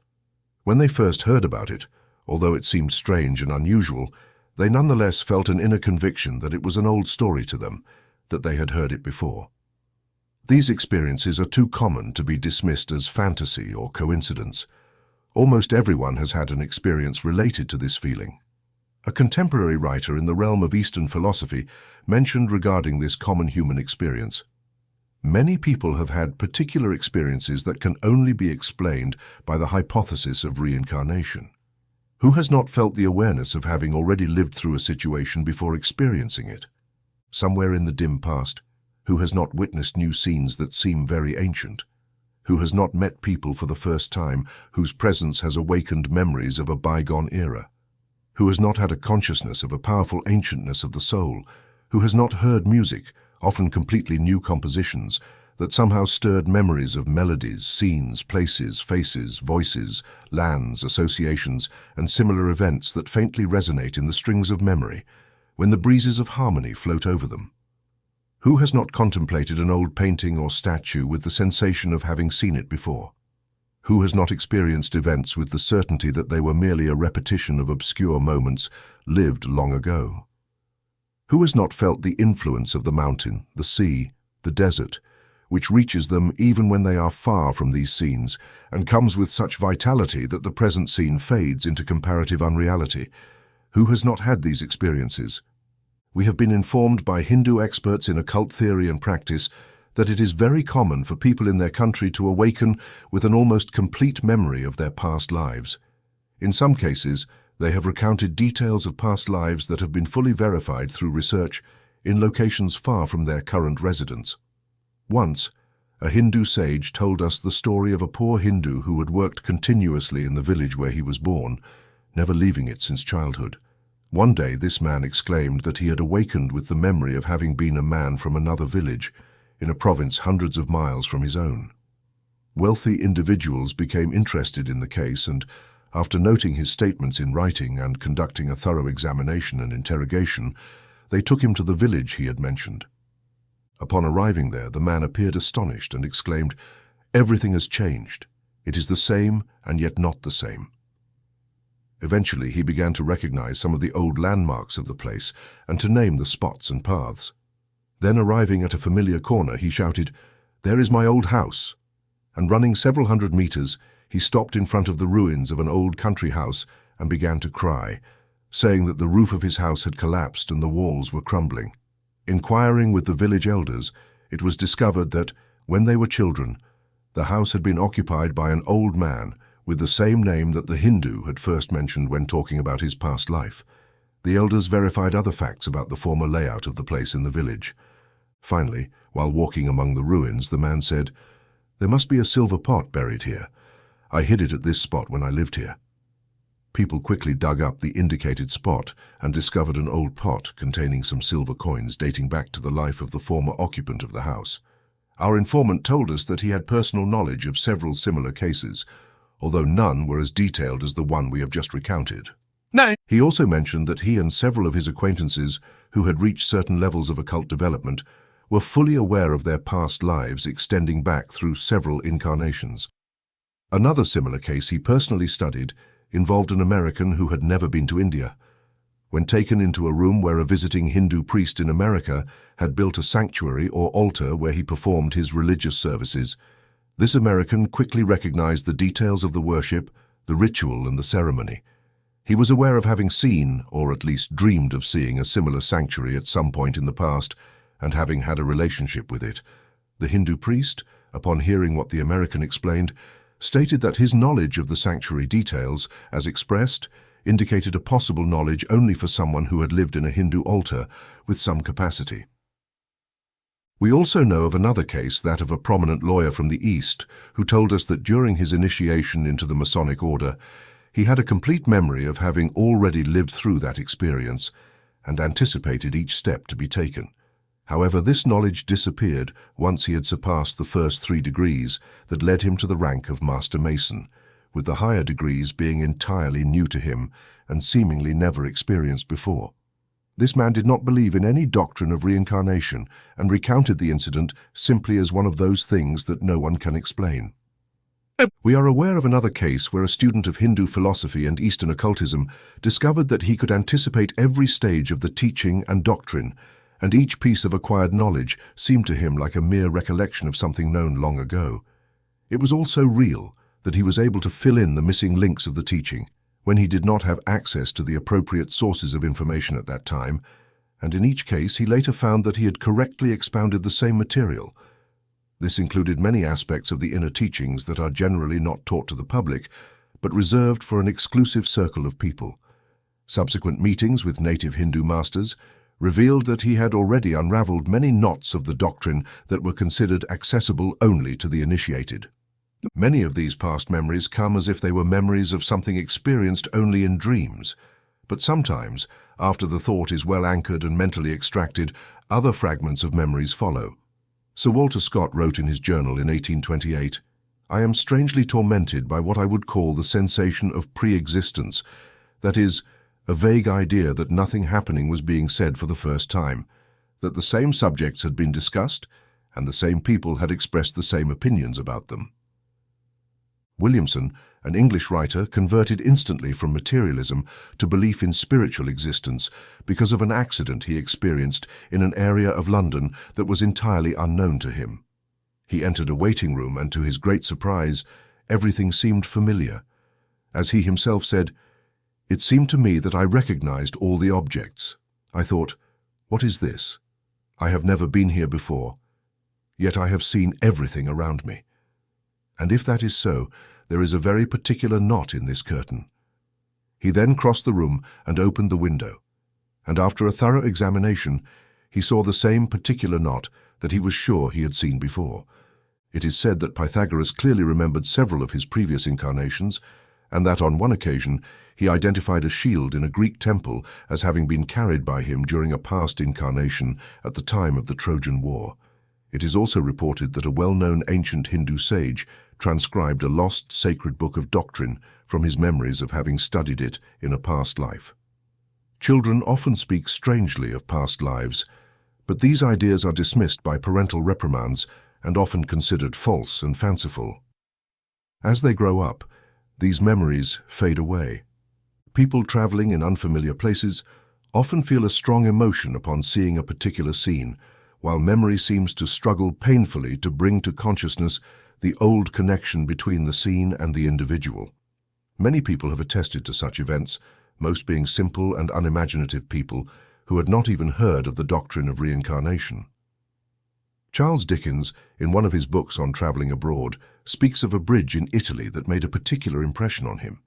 He mentions, "If I had been murdered there in a past life, I could not have remembered the place with more detail or with a colder intensity of blood and actual memory than I acquired at that moment, so much so that the imaginary memory was reinforced by the real memory that I could scarcely forget it." Another recorded case is that of a person entering a foreign library for the first time. Passing through the section of old books, they had the fleeting idea that a certain strange book was on a shelf in a particular corner, simultaneously describing some features of the volume. An initial search did not locate the book at the indicated spot, but further investigation revealed that it was elsewhere in the library. An old librarian stated that a generation earlier, the book had been moved from the place where the visitor had said it had been located for many years. An analysis of the book showed a perfect match with all the details of the description given by the visiting stranger. And so the story continues. References to the many works written on the theme of the soul's future life will provide many other examples of signs of memories from past incarnations. But why write these examples in these pages? The experience of others, while interesting and valuable as a scientific basis for a theory or doctrine, will never provide the experience that the meticulous and disciplined investigator demands. Only their own experiences can satisfy them, and perhaps even these may be considered delusions. These foreign experiences have their primary interest as evidence that reaffirms our own experiences and serves to prove that individual experience was not abnormal, unusual, or crazy. For those who have not had these flashes of memory, the only evidence that can be offered are the usual arguments in favor of the doctrine and accounts of others' experiences. However, this may or may not convince them. But those who have had these particularly marked flashes of memory experience a sense of certainty and conviction that, in some cases, is as real as the certainty and conviction of present existence. In this way, it becomes evidence against any opposing arguments. For these individuals, the knowledge of past existences is as conscious as the existence of last year, yesterday, a moment ago, or even the present moment that slips away as we try to contemplate it. And those who have this awareness of past lives, even though the details are vague, intuitively accept teachings related to future lives of the soul. The soul that recognizes its old age also feels its certainty of survival, not as a simple matter of faith, but as an element of consciousness transcending the limits of time. However, there are other arguments for reincarnation that its proponents consider strong enough to be classified as evidence. Among these is the observed difference in tastes, talents, or predispositions between children and adults, which is hardly attributable to heredity. This same idea leads us to examine the question of early genius or prodigies. Partly, this argument assumes that if all souls were newly created by the same creator and from the same material, they would resemble each other greatly. In reality, they would be virtually identical. It is argued that each child is different in tastes, temperament, qualities, or natures, regardless of heredity and environment, suggesting that the difference must be sought further back in time. Children of the same parents differ materially in their nature or disposition. In fact, strangers are often more similar to each other than children of the same parents, born with only a few years' difference and raised in the same place. And those with much experience with young children know that each has its own nature and disposition and stands out from all other babies, though they can be grouped into categories. Of course, a baby of a few hours shows a softness or its absence, passivity or restlessness, a disposition to adapt or stubbornness, and as the child grows, these traits become clearer, affirming the individual's original nature, though it is subject to manipulation and respective training. Children are not only distinguished by their disposition, but also by their tastes, tendencies, or moral inclinations. Some like one thing and hate another, or vice versa. Some are attracted to this and reject that. Some are kind, while others are cruel. Some display a natural sense of refinement, while others show brusqueness and a lack of delicate feelings. This occurs even among children from the same family. When the child starts school, we discover that they are passionate about mathematics and feel right at home, while their sibling hates the subject. The child gifted in arithmetic might excel in history or geography, or in grammar, a subject that frustrates others. Some are drawn to music and others to drawing, while these two subjects are among the most unpleasant for others. It is evident that in the subjects the child shows interest in, they seem to learn almost effortlessly, as if they were relearning a favorite subject forgotten only for a moment. In contrast, in the subjects they dislike, every step is accompanied by effort. In some situations, the child seems to learn each branch with minimal effort and practically without difficulty, while in other cases, they must labor through each subject as if discovering entirely new territory. And this continues throughout later life, when the adult finds something they naturally adapt to, as if it was made for them. Knowledge related to it feels like yesterday's choice. We know of a case where a man had failed in everything he undertook until the age of 40, until his discontented father-in-law put him in charge of a business he was to take over due to an uncollectible debt. The failure immediately took an interest in the work, and within a month, he knew more about the subject than many men with years of experience in the business. His mind felt perfectly at ease, and he rapidly achieved one improvement after another with continued success. He had found his work, and within a few years, he led the country in this particular sector. Blessed is the one who has found their work. Reincarnationists would argue that this man had found his work in a line similar in its mental demands to that of his past lives, not necessarily identical in details, but similar in their mental requirements. There are many examples of this around us. Heredity does not seem to explain it, nor does environment meet the demands. Could there be another factor? Might it be reincarnation?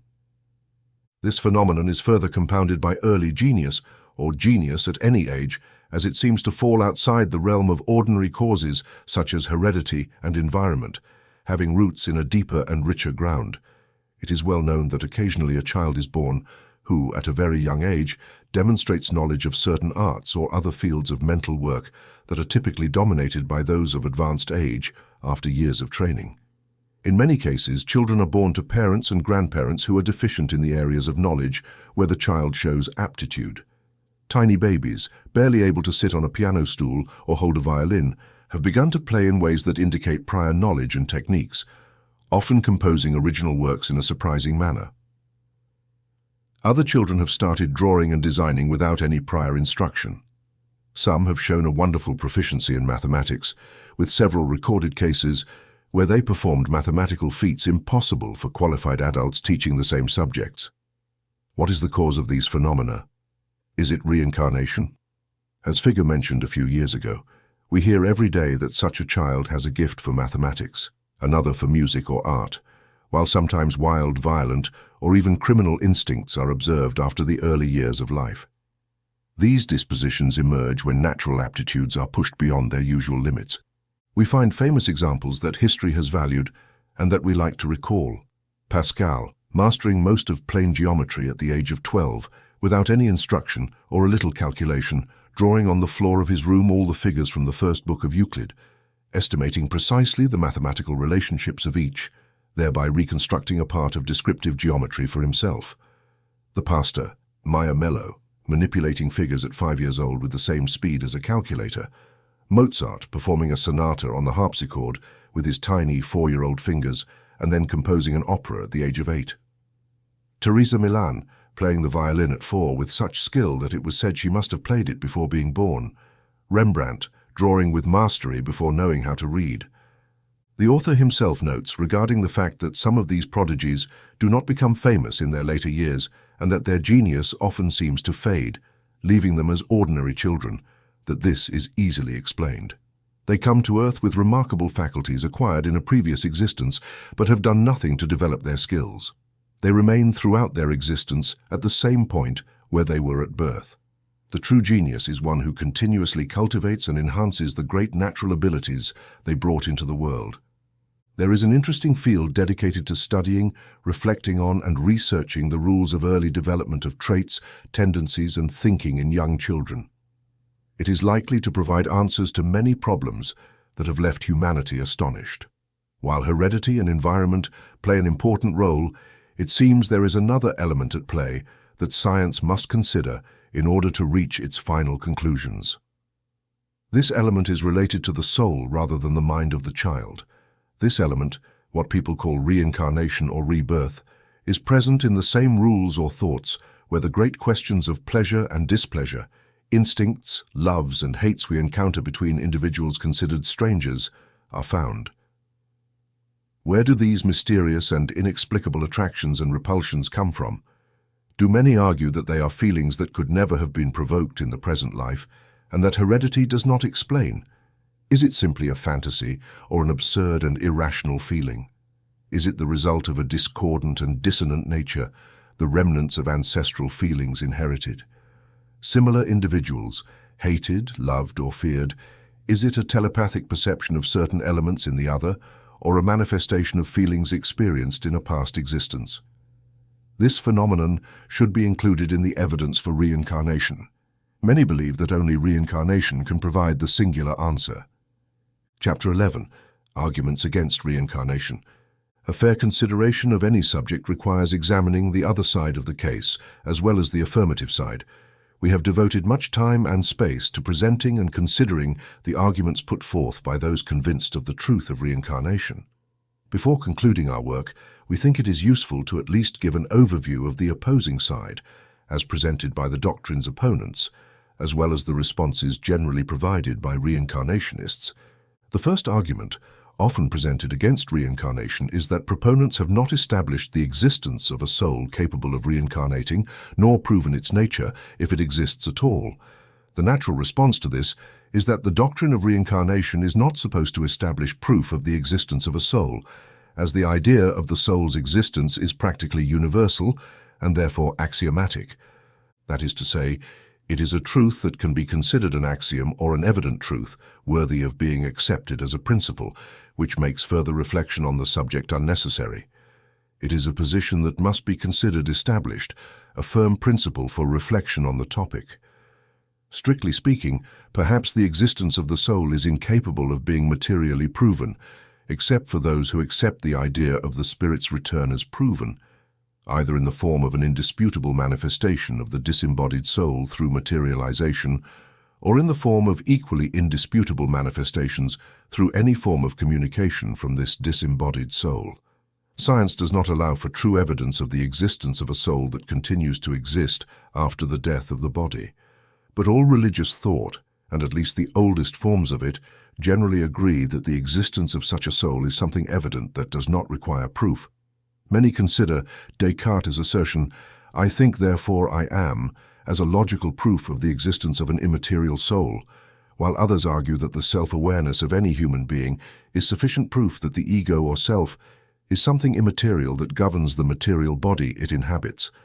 Thus, reincarnationists argue that this requirement for proof of the soul's existence is not fair, as such discussion belongs to the more general realm of thought, and they justify themselves based on the idea that the soul exists as an axiomatic truth. Their true task is not to demonstrate that the soul exists, but that it reincarnates after the death of the body. As Effigy says, the difficulty does not lie in demonstrating that there is a spiritual principle within us that resists death, for to doubt the existence of this principle would be to doubt thought itself. The real issue is whether the spiritual and immortal principle within us will live again after death, whether in ourselves or in another person. The question is whether the immortal soul will be reborn in the same individual, transformed physically, or in another person. Regarding the second objection, which is that reincarnationists have not proven the nature of the soul, many defenders of the doctrine find it necessary to respond thoroughly and with many sharp arguments. We consider this objection not well posed with regard to reincarnation. If we take as an axiom that the soul actually exists, then that would suffice as a principle for the argument in favor of the doctrine, and the proof or refutation of any particular theory related to the nature of the soul is outside the main question, which is why we will not comment on it here. It is possible to conceive of the soul as an entity that reincarnates, whether it is a monad, a dyad, a triad, or a septenary being. The second objection often raised is that reincarnation cannot be true. Otherwise, we would remember all the incidents of our past lives, clearly distinguishing them. This is why, because most people do not have such memories, it is considered an opposition to the doctrine. The response to this objection can manifest in two ways. First, it is not true that people remember the events of their past lives. The cases we have cited, and others similar to those known by others, as well as the fact that almost everyone remembers something from the past, show that the objection is not properly posed. Secondly, the fact that we have only a very vague and imperfect memory is not an objection, as we have clear memories of events from our childhood, and even from this life. Do we have a clear memory of events from 20 years ago? Apart from a few scattered cases, most of which are only remembered when something related to them is mentioned. We have not completely forgotten the vast majority of events from our current life. How many can remember events from their youth? Old friends or former companions are either completely forgotten or are only recalled after much reflection and with the help of suggested associations. On the other hand, we do not observe total forgetfulness in cases of very elderly people who fall into a state of second childhood and then live entirely in the present, with the past having faded for them.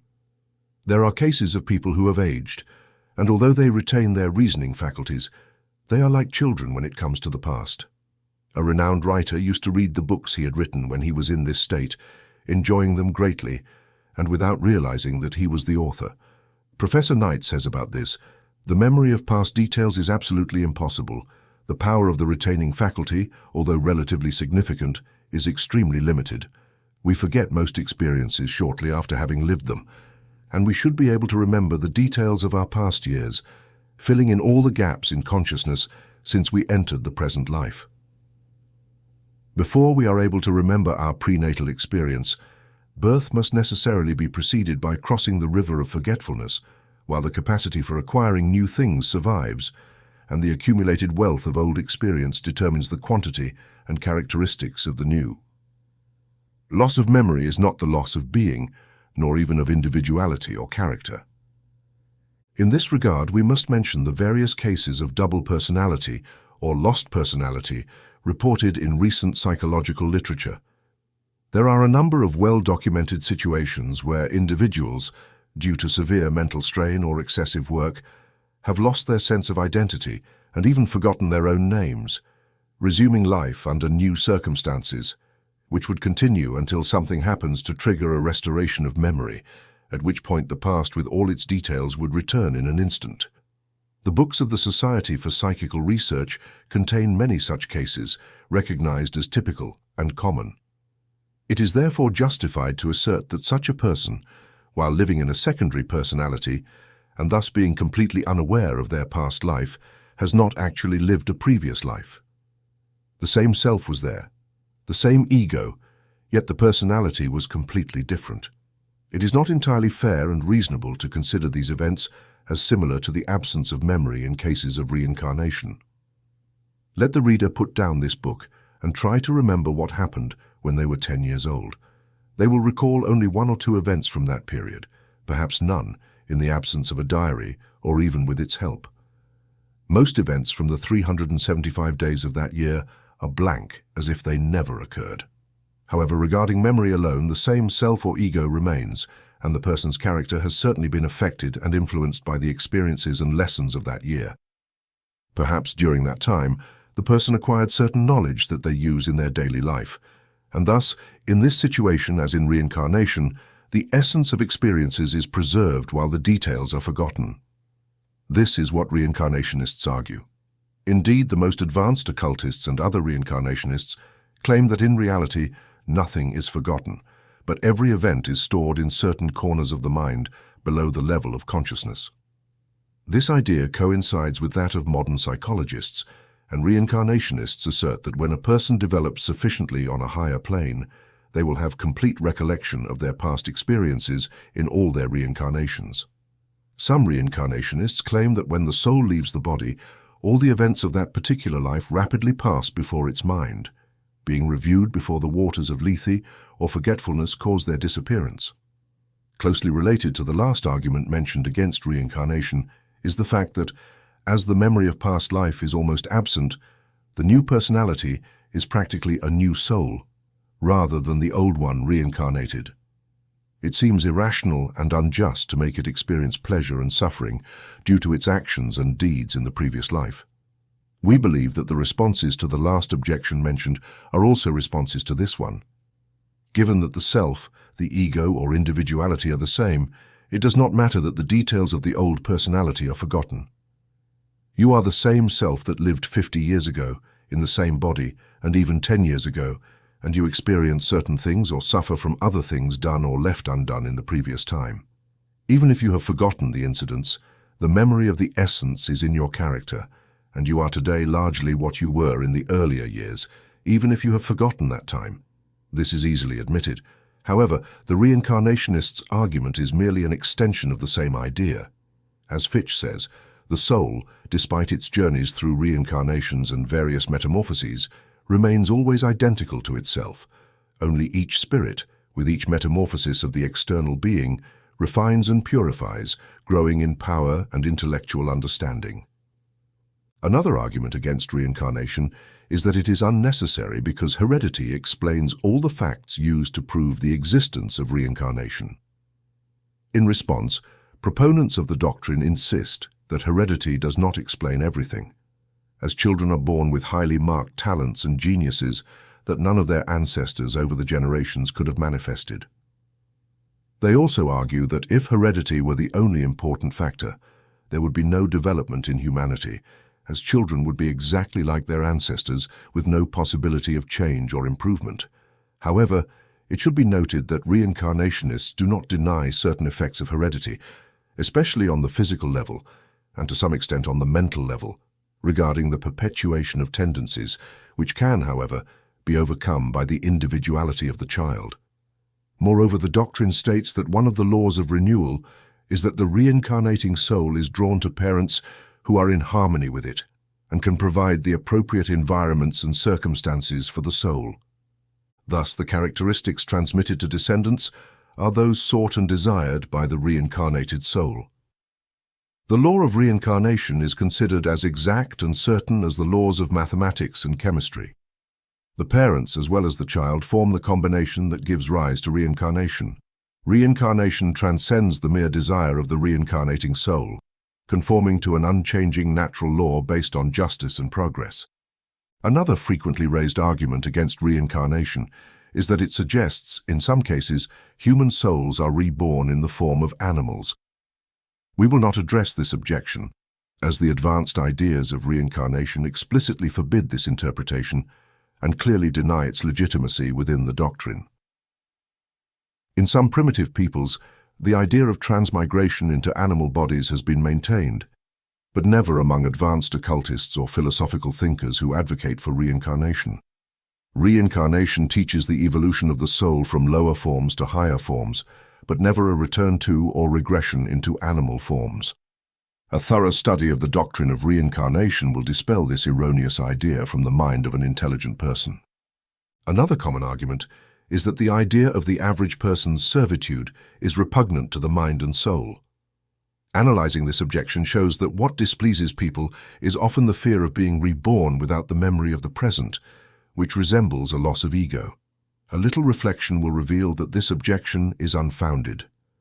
No one opposes the idea of living in the same body for an additional 10 or 20 years in good health, but after those 10 or 20 years, it will be due to new experiences that a person will be different. People change significantly in 20 years, yet the same individuals, the same self, remain with them. At the end of those 20 years, it is likely that most recent events will have been forgotten, but this poses no problem when one realizes that the individual or self is the true self, rather than the personality or part of Jean Dupont, the 36-year-old merchant. One will cease to fear the loss of the personality of the current day or year. It will be understood that the self is the same yesterday, today, and tomorrow, regardless of whether the doctrine of reincarnation is true or false. The fact is that as long as you exist, it will always be the same self within you that ensures you will always be yourself, whether now, in 100 years, or in 1,000,000 years. You can never be anything else, no matter the form you take, the name by which you are known, the personality with which you act, the place where you live, or the plane of existence you are in. You will always be yourself, and as we have just said, it will always be the current self. The body, as well as the personality, are objects similar to clothes you put on and take off without affecting your true self. Another common objection people raise when talking about reincarnation is, "But I don't want to come back." Reincarnationists respond that if someone has reached a stage where they truly have no desire that earthly life can satisfy, then it is likely that this soul will not need to reincarnate again on earth, as it has surpassed the need for earthly experiences and has exhausted its earthly karma. However, they indicate that few people have actually reached this stage. What one really means is that they no longer desire earthly life similar to what they have experienced. But if one thought they could obtain certain things like wealth, fame, beauty, influence, and so on, they would be perfectly willing to return. One might also be so bound by the ties of karma, acting out of love, hatred, attachment, aversion, unfulfilled duties, or unpaid moral debts, that they might be led to return to work on old problems until they are resolved.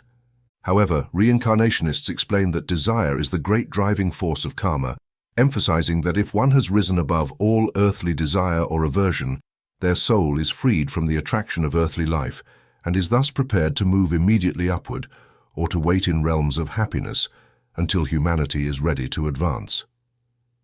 According to the various theories supported by different advocates of the doctrine, a small self-examination will reveal whether one is free from any desire to return or not. But after all, if there is an ultimate justice in the plan that always works for our good and progress, as reincarnationists argue, then it must be understood that each of us is in the best place for our own good at the present moment, and always in a position and condition equally advantageous. And if this is the case, there is no reason to complain or object. Our only concern should be, to use the words of a Persian sage, to live in such a way that what is meant to be lived and will come to pass is well lived, by living one day at a time, doing our best, and always living in the belief that we are in harmony with ourselves now and always, and that the power overseeing us here will keep us in the same way there. This is a good philosophy for living and dying, and given this, even if you must return, you will not have to regress on the scale of advancement or spiritual evolution, as it must always be forward and upward on the scale of life. This is how the law operates. Another very frequent reply against the doctrine of reincarnation is that it is anti-Christian and derives from pagan sources. Furthermore, it does not align with the highest conceptions of the immortality of the soul. In response to this objection, one could say that as reincarnation is not a doctrine generally accepted by current Orthodox Christian churches, it may be understood as not Christian, but rather anti-Christian. However, when observing that pre-existence and reincarnation were defended as truths by many early church fathers, and that the doctrine was eventually condemned by the majority at church councils, it can only be seen that the early major authorities did not view it as unchristian, but as a doctrine specific to the church. The doctrine was simply rejected, just as many doctrines previously respected by some great minds of the early church were. In some cases, the decision was made by majority vote. There were thus brilliant minds in the Christian church who remained convinced that the doctrine was much more consistent with the internal teachings of Christianity than the most predominant conception, which was entirely based on good authorities. Regarding the accusation that it derives from pagan sources, it must be answered that indeed the doctrine was accepted by the pagan world centuries before the advent of Christianity, but so is the doctrine concerning the future of the soul, which is generally accepted by Orthodox Christianity. Almost all doctrines or theories related to the survival of the soul are derived from pagan sources. The pagan mentality had extensively and seriously contemplated this great problem, and the domain of thought had been thoroughly studied before the advent of Christianity. In fact, Christianity did not add any new doctrine or invent an original concept, and it is far from addressing the subject with clarity and effectiveness. The end result is that early Christians were divided on this issue, with different sects and schools favoring varied doctrines, all derived from pagan sources. If doctrines concerning the immortality of the soul are to be judged solely on the basis of their pagan origin, then the entire corpus of doctrine and thought on the subject should be excluded from Christian thought, which would then need to either invent a completely new doctrine, never conceived by a pagan, a very difficult task given the extensive mental activity on this subject, or settle for existing doctrines. It is important to remember that there is no direct authoritative teaching on this subject from Jesus. Christian doctrines on this point come from theologians and merely reflect the majority views of certain church councils or a more powerful group. Although the objection to reincarnation does not align with the highest conceptions of the immortality of the soul, it almost entirely depends on personal disposition or individual opinion regarding what constitutes the highest conceptions. Comparing conceptions is not out of place here. Do you know what doctrine was most favored by the dominant majority in church councils, and because of which pre-existence and reincarnation were ultimately rejected? Are you aware of the Church's dogma and the belief of the majority of Orthodox Christians since the early centuries?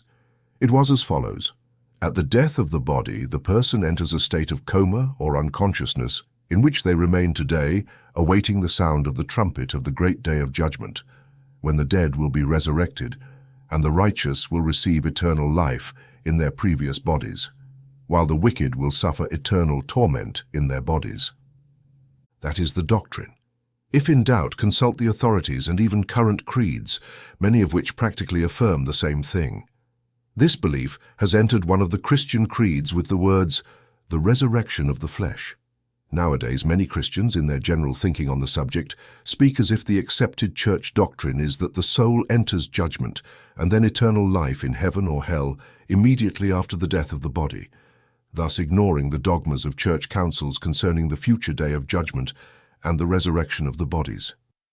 A small inquiry among religious teachers and a brief examination of religious history and the creeds and doctrines of their respective churches would surprise many enlightened church members who have long thought affectionately of their deceased loved ones as if they were in heaven or as blissful angels. They would be astonished to discover that the angels of the churches are not the souls of virtuous people who have been judged and rewarded with celestial joys, but rather a group of supernatural beings who have never incarnated in flesh, and who, instead of their loved ones, enjoy the celestial realms. The dogmas indicate that these souls are in a state of coma or unconsciousness, awaiting the great day of judgment, when their bodies will be resurrected and receive eternal life. For those interested in the subject who might doubt the previous statements, it is recommended to examine the documents themselves. The doctrine of the resurrection of the body, undeniably pagan in origin, was a favorite theological dogma of the Church during the first 1,000 years of its existence, and for many centuries afterward, now holding a very significant place in church doctrines, though it is not often preached or publicly taught. David Kay says the following: "The great distinctive doctrine of Christianity is not the immortality of the soul, but the resurrection of the body. That the soul of man is immortal was a common belief among the ancients, and this belief found its way into an early period of the Christian Church. However, the most influential early fathers firmly opposed this idea, arguing that the human soul was not essentially immortal, but only capable of attaining immortality like the body." He also mentions the unity of the soul and body, finding it essential and inseparable. "In my opinion, a man without a body is no longer a man, and God conceived him this way and intended him to be incarnated, so it cannot be otherwise according to the passages of Scripture. We cannot doubt that the body, or a body, is essential to human personality and to the very idea of man." John Milton said, "It is nowhere stated in the Scriptures that the spirit of man is separated from the body to have a perfect, intelligent, independent existence, and the doctrine is manifestly at odds with both nature and reason." Mason, commenting on Milton's conception, says, "Milton's view is that, at the last breath, the whole man dies, soul and body together, and that only at the resurrection, when the body is quickened, does the soul return to life. The man or woman revives in some sense or form, either for happiness or for misery. Are the souls of the millions and millions of human beings who have died since Adam ready, either with God and the angels in heaven or down in the devil's world, awaiting to be reunited with their bodies on the day of resurrection? No," says Milton, "but the soul and bodies together, he says, are dead in the same way, sleeping in the same way, deceased in the same way until that day." Many Christian theologians have strongly emphasized this doctrine, as can be seen when comparing with any common encyclopedia or a theological work. Coleridge mentions that some of the most influential Christian writers were materialists, not by considering the soul simply as a result of bodily organization, but by believing that the soul itself is material and corporeal. It seems that at that time people thought of the soul as incorporeal according to the views of Plato and others, but Orthodox Christians considered this an impure opinion and outside biblical considerations. Dr. R. Eskin List says, "You revive in the body in the same body concerning all the essential properties and practical effects in which you live now. I will not live as a ghost, a spectre, or a spirit. I will live then, as I live now, in the body." Dr. Arnold, for his part, comments, "I believe that the Christian doctrine of the resurrection satisfies materialists to this extent. It implies that a body or some type of organization is necessary for the full development of human nature. The Reverend R.J. Camps, the famous English cleric, in his recent work titled The New Theology, expresses the following about popular evangelical opinions. But they are even more chaotic regarding death and what follows after death. It seems that it is generally not recognized that Christian thought has never been truly clear on the resurrection, particularly concerning future judgment. One opinion is that the deceased saint remains asleep in their grave until the archangel's trumpet sounds and commands all humanity to wake up for the great judgment. Anyone reading the New Testament without prejudice will see that this was Paul's initial opinion, although he later modified it. Much of our current and daily religious phrasing still presumes it. "Father, in thy loving care, let thy servant sleep." But alongside this opinion has come another, which explicitly contradicts it.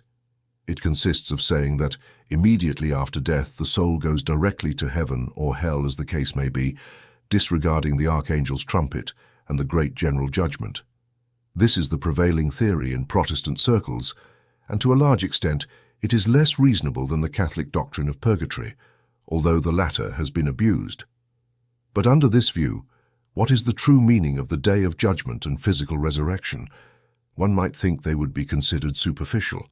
Why torment a soul in hell for centuries and then bring it back into the body to resurrect and receive a solemn public condemnation? It is better to leave it in hell and avoid these problems, especially since the solemn judgment makes no sense, as part of the condemnation has already been suffered, and there is no hope of having that part remitted. The tender mercies with which theologians have credited the Almighty are truly cruel, but ironically, Orthodox churches are gradually moving closer to the despised Platonic conception of the immaterial and naturally immortal soul, a pagan idea so at odds with the opposing doctrine of the resurrection of the body, which does not actually teach the immortality of the soul at all. As Professor Nathaniel Smith states in an article found in a common encyclopedia, the doctrine of the natural immortality of the human soul has become such an important part of Christian thought that the resurrection has naturally lost its vital meaning and has practically no place in the major systems of philosophy developed by modern Christian thinkers. Yet even so, the ancient doctrine remains in church books and creeds, although on the one hand it opposes this enlightened spirit, now manifesting in the churches and increasingly moving towards the pagan conception of a naturally immaterial and immortal soul, rather than a resurrection of the body and eternal life in it. It is hardly useful to differentiate between the two doctrines, the immortal and immaterial soul on one side and the immortal body on the other. The latter conception is so primitive and so distant from modern thought that it barely requires an argument against it. The idea of the soul's need for a material body, the very same body that once worn out like a degraded garment, perhaps damaged by disease, struck by an accident or eroded by the potter's hand, a body like those we see around us every day, and the immortal soul needing such a garment to exist, it is better to accept simple materialism and say that there is no soul, that the body extinguishes and everything else with it, than to accept such a simplistic doctrine as materialistic immortality. Regarding the fact that this doctrine is considered the highest conception of the immortality of the soul, in contrast to the pagan doctrine of reincarnation, it is important to note that it is not at all a conception of the immortality of the soul, but a firm contradiction of it. It is a doctrine of the immortality of the body, which bears the visible marks of a very inferior pagan origin. Regarding the later Christian conception, it can be observed that there is nothing in the idea of reincarnation that is incompatible with it. In fact, the two ideas naturally blend with each other. In the previous discussion, our intention was to address the argument against reincarnation that accuses it of deriving from pagan sources and not aligning with the highest conceptions of the immortality of the soul. To do this, we were led to examine the opposing theological dogmas as we find them and to show that they do not live up to the claims of being the highest conception. As we believe, the strongest argument against the dogmas can be found in the claims of their defenders. The fact that the Church has oriented itself towards them only demonstrates their inadequacy as the supreme conception. Reincarnationists argue that as the Church turns towards the immaterial and immortal soul, it will also incline towards the associated doctrine of pre-existence and reincarnation in some of its varied forms, likely as the early Church Fathers such as Origen and his followers, who will be reclaimed by the Church. Chapter 12, The Law of Karma. Karma is a term commonly used among Hindus and Western believers in reincarnation, and its meaning can receive several nuances of definition and interpretation. It is very important for all students of reincarnation, as it is the sister doctrine, the twin truth of the doctrine of the Spirit. More specifically, karma is the law of cause and effect applied to the life of the soul, the law that reaps the results it has previously sown, or experiences the reaction to its own action. However, for the majority of reincarnationists, it has a broader meaning and is used in the sense of the law of justice or the law of reward and punishment that operates along the lines of experience, life, and personal character. Many researchers of the subject, emphasized that the original idea of karma was that of a great natural law operating according to exact rules, like the laws of mathematics and chemistry, producing the exact effect for each cause and being above all questions of good or evil, reward or punishment, morality or immorality, and acting as a great natural force above all these questions of human conduct. For those who still adhere to this view, karma is like the law of gravitation, operating without regard to individuals, morality, or questions of good or evil, just as any other great natural law does. From such a perspective, the only right or wrong thing would be the effect of an action, meaning whether it led to personal and collective well-being or the opposite. From this point of view, if a child places their hand on a hot stove, the action is incorrect because it results in pain and misfortune, even if the act is neither moral nor immoral. Conversely, another action is correct as it brings present and future happiness, well-being and satisfaction, even though the act is neither moral nor immoral. According to this perspective, there can be no reward or punishment in the common sense of the term, although, in another sense, there is a reward for such a correct action and a punishment for such an incorrect action, as evidenced by the child with the burned hand. In this sense, some of the oldest reincarnation schools accepted that karma determined rebirth along the lines of desire and attraction, indicating that the character of souls would draw them towards a rebirth based on their strongest desire and in an environment that would offer the greatest opportunity to put those desires into action, thus taking the pains from this experience to shape a new or more complete character, which would in turn create new karma, determining future births, and so on. Those who defended this view believed that thus the soul would learn from its choices through many trials and pains of experiences that would lead it on the most correct path towards happiness and spiritual well-being, steering it away from the path of material desires and pleasures, as repeated experiences had proven that there was no true spiritual well-being to be gained from them. In other words, the soul, in its spiritual infancy, was like a young child in the physical world, learning by experience which things worked for its good and which worked for its harm.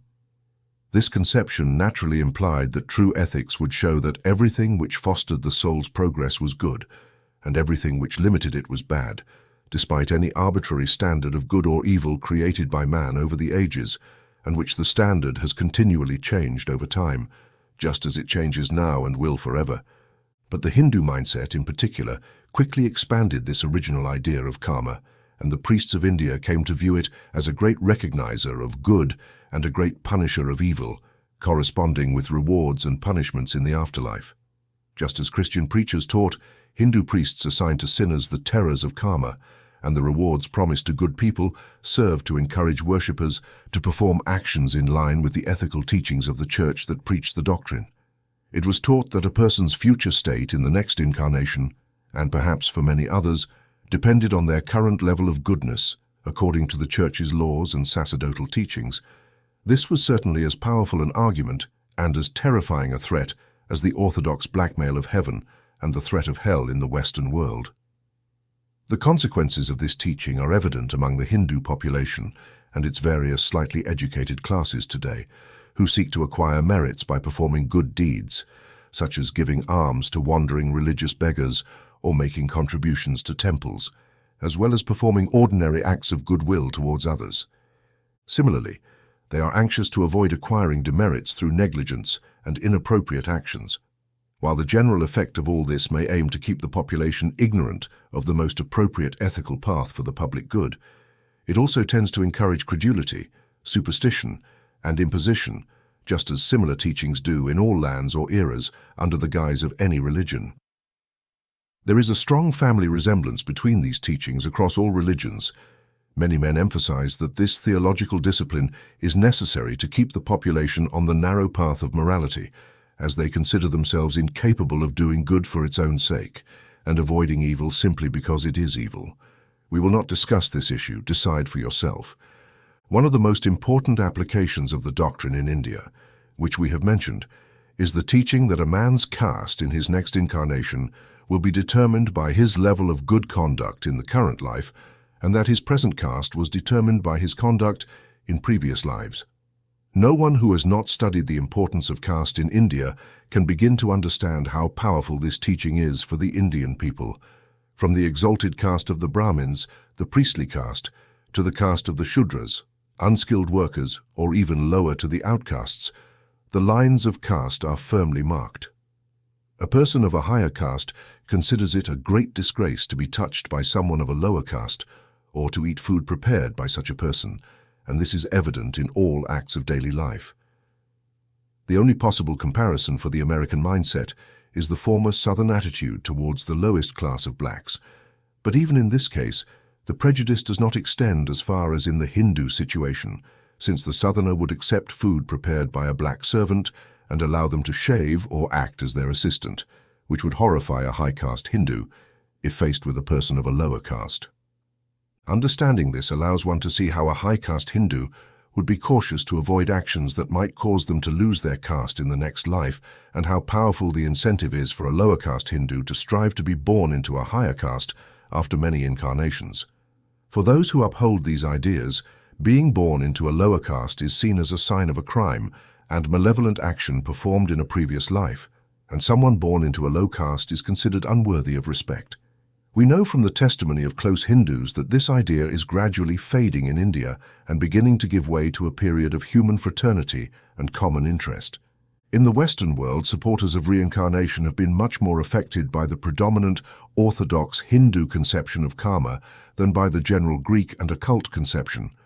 Although many people view karma as something that shapes character, and therefore as an important factor in reincarnation, and not merely as something that allocates rewards and punishments, there are many who, rejecting the orthodoxy of their former faith, have found a worthy substitute in their conception of karma, which evokes the same terror and fear as the old one, and its name can be summarized by the fear in both cases.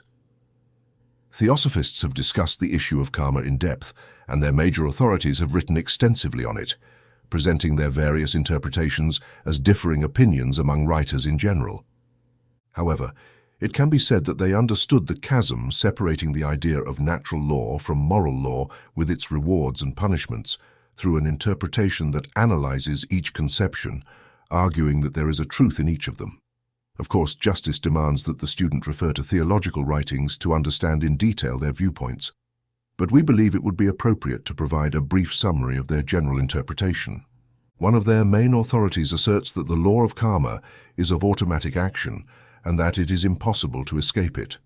It also emphasizes that absolute justice manifests in its operations without the presence of the law of mercy or anger, and that therefore any debt must be paid in full down to the last penny, without vicarious excuses or exceptions, not even by appealing to a higher source.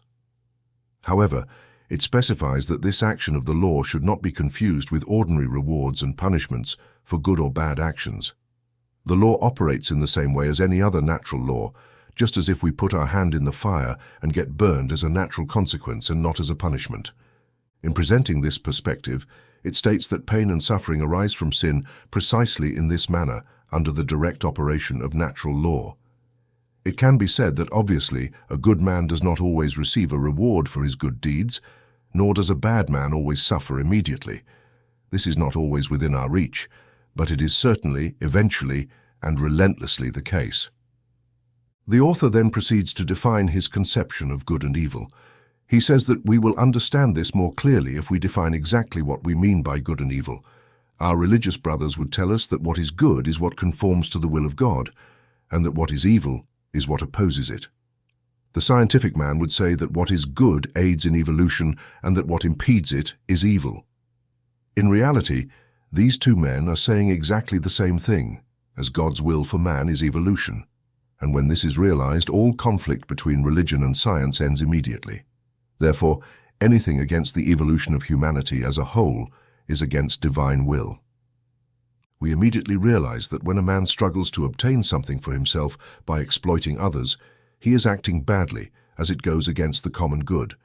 Therefore, the only true gain is that which is intended for humanity as a whole, and the man who obtains something without cost or harm to anyone raises all of humanity in the process.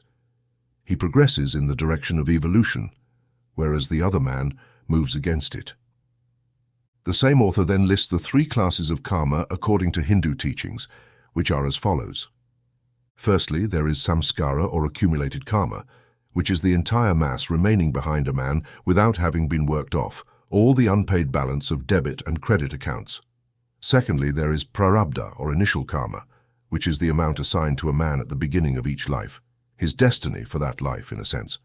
Thirdly, there is karmana or current karma, which is what we are doing now through our actions in this present life for the future. He also adds the following. This second type, prarabdha karma, is the only fate that can be said to exist for man. It is what an astrologer might predict for us, assigning us good or bad fortune, results of the good or bad actions of our past lives, which will then react upon us in the present. But we must always remember that this result of past actions can never force us to act in the present. It may place us in conditions where it will be difficult to avoid an act, but it can never compel us to commit it.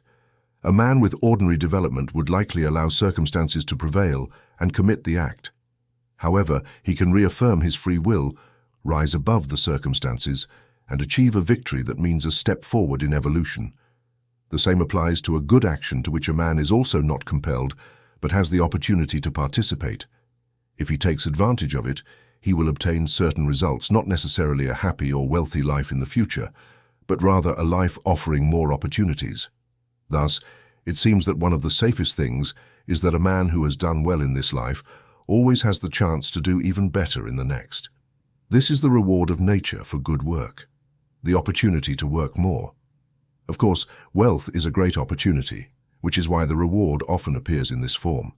But the essence of the reward is opportunity, not the supposed pleasure that accompanies wealth. Another theosophist writer mentions the following on the subject of karma. Just as these phases of karma influence the individual, they also act on races, nations, and families. Each race has its karma as a whole. If this karma is good, the race will progress.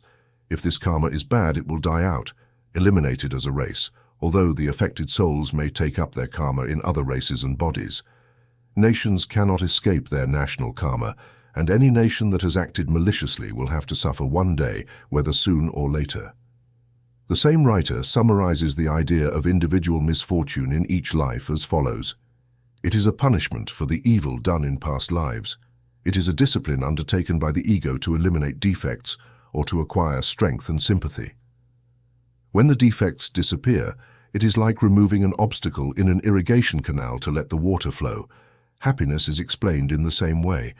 It is the result of past lives full of goodness. The general idea that most writers have on the subject of karma is that one reaps what one sows, of course, with marvelous details of organization and the effects that arise from causes.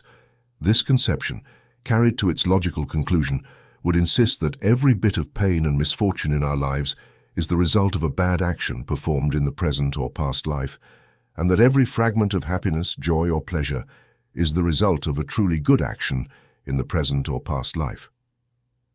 This idea of karma leads us to a more disordered, complex, and detailed understanding of the notion of reward for good and punishment for evil, even when considering the operation of natural law in its entirety. In its most perfect study of interpretation and analysis, it tends to astonish and terrify, as the possibility of escaping its labyrinthine machinery seems very slim. However, the specialist authors inform us that all souls will be able to overcome these obstacles, so there is no reason to be frightened, even when accepting the complete interpretation of the doctrine. However, some thinkers push this idea of karmic retribution to the extreme, claiming that every instance of physical pain, illness, deformity, or misfortune observed in people is the inevitable result of a moral error or crime committed by that person in a past life. Therefore, every circumstance of poverty, lack, or physical suffering would be the just result of a moral transgression. Some extremists even hesitate to alleviate poverty, physical pain, and suffering of others, thinking it might interfere with karma, as if one could interfere with a great law. While we have generally avoided highlighting our preferred interpretation in this work, we cannot help but do so in this case. We consider the interpretation of the law of karma to be forced and unnatural, resulting from the apparent tendency of the human mind to construct demons and hells of various kinds, devoid of any logic. Many people will attribute certain devilish qualities to their God to avoid losing the satisfaction of thinking about the just punishment of others. Even if they have also rejected the idea of a personal God, the necessity of doing so leads them to attribute certain devilish qualities to natural law. In some way, they must find a manifestation of this primitive requirement of the corrupted mind in different forms. These people confuse the action of cause and effect on the material and physical plane with cause and effect on the spiritual plane, whereas all true occultists teach that cause acting on a plane manifests its effects on that same plane. We focus here on the example from the New Testament, John 9:2, where Jesus was asked why the man was born blind. His disciples asked him, "Master, who sinned, this man or his parents, that he was born blind?" The question aimed to determine whether the blindness was due to the Mosaic law, which stated that the sins of the parents would be visited upon the children to the third or fourth generation, or to the law of karma in line with reincarnation, and due to a sin committed in a previous incarnation. This interpretation of the passage shows the prevalence of the idea of reincarnation among people of that time. But Jesus quickly disregarded these two simple and primitive conceptions and interpretations, and in the light of his higher spiritual knowledge answered, "Neither this man nor his parents sinned, but that the works of God should be made manifest in him." The explanation of the expression "the works of God" is that Jesus was referring to the application of natural laws imposed by God, something that goes beyond the punishment of sins and operates according to invariable physical laws, affecting both the just and the unjust. Just as with any natural law, it is now known that many children become blind due to the lack of certain precautions at birth. The cited example might have been such a case. We consider any attempt to attribute physical illnesses to sin, unrelated to the physical problem, as contrary to primitive theological dogmas. There is a strong presence of the theological idea we mentioned, and poverty results from economic conditions rather than as a punishment for sin. Wealth is not the reward for virtue either. Before leaving this part of the subject, we would like to mention that many discerning thinkers have found certain spiritual benefits arising from physical suffering or poverty, and those who suffer often display a high degree of spiritual development and growth, supposedly due to their pain. Not only that, but the divine faculties of compassion, aid, and true sympathy are manifested in others due to these circumstances. We believe this view is closer to true spirituality than the one that regards deprivation and illness as punishments for sins committed in past lives. Even the human idea of justice rebels against this type of punishment, and indeed, the highest human justice and law completely eliminate the idea of punishment in terms of retaliation or vengeance, considering punishment as a mere deterrent for others, and a warning for the criminal who might commit future offenses, rather than as a reformative agent. This is at least the theory of human law, whether it works perfectly in practice or not. We cannot think that divine law is less just and equitable, or less merciful and loving. The human idea of an eye for an eye, a tooth for a tooth, has been surpassed by the evolution of the race. After considering the extreme ideas of punishment mentioned earlier through the law of karma, we invite you to consider the following lines written by a perceptive author, published in a major journal several years ago.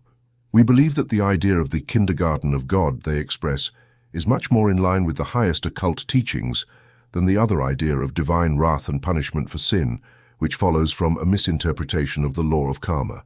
Listen carefully to this small quotation, and then determine which of the two viewpoints seems to align better with your highest spiritual conceptions.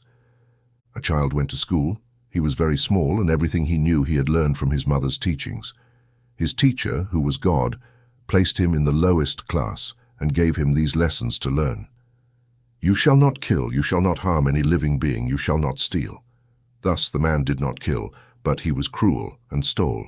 At the end of time, when his beard was grey and night had arrived, his teacher, who was God, said to him, You have learned not to kill, but you have not learned the other lessons. Come back tomorrow. The next day he returned still as a small child, and his teacher, who was God, placed him in a slightly higher class and gave him these lessons to learn. You shall not harm any living being. You shall not steal. You shall not lie. Thus the man did no harm to any living being, but he stole and lied. At the end of time, when his beard was grey and night had arrived, his teacher, who was God, said to him, You have learned to be merciful, but you have not learned the other lessons. Come back again tomorrow." The next day he returned still as a small child. His teacher, who was God, placed him in a much higher class and gave him these lessons to learn. "You shall not steal, you shall not lie, you shall not covet." Thus the man did not steal, but he lied and coveted. At the end of time, when his beard was grey and night had arrived, his teacher, who was God, said to him, "You have learned not to steal, but you have not learned the other lessons. Come back tomorrow, my son. This is what I read on the faces of men and women in the book of the world and in the scroll of the heavens, written with stars by Barry Benson in the Century magazine, May 1894. But there is still another view of karma, defended by some Western intellectuals who received it from Greek mystics and occultists, who in turn learned it from ancient Egypt. These individuals claim that the law of karma has nothing to do with human ethical theories or with religious dogmas or beliefs, but that it is based solely on the operations of universal and cosmic principles of action, applicable both to atoms and to humans as well as to beings above them. These universal principles of action are related to the evolution of all things in nature, according to well-established laws. Moreover, the soul in its evolution strives to find the path in accordance with the ideas of evolution, being motivated by the spirit that unfolds within it. This path always follows lines of least spiritual friction, and therefore concepts of least spiritual pain. Consequently, spiritual pain is a sign for what evolves, indicating that it is on the wrong path and must find a better one to advance.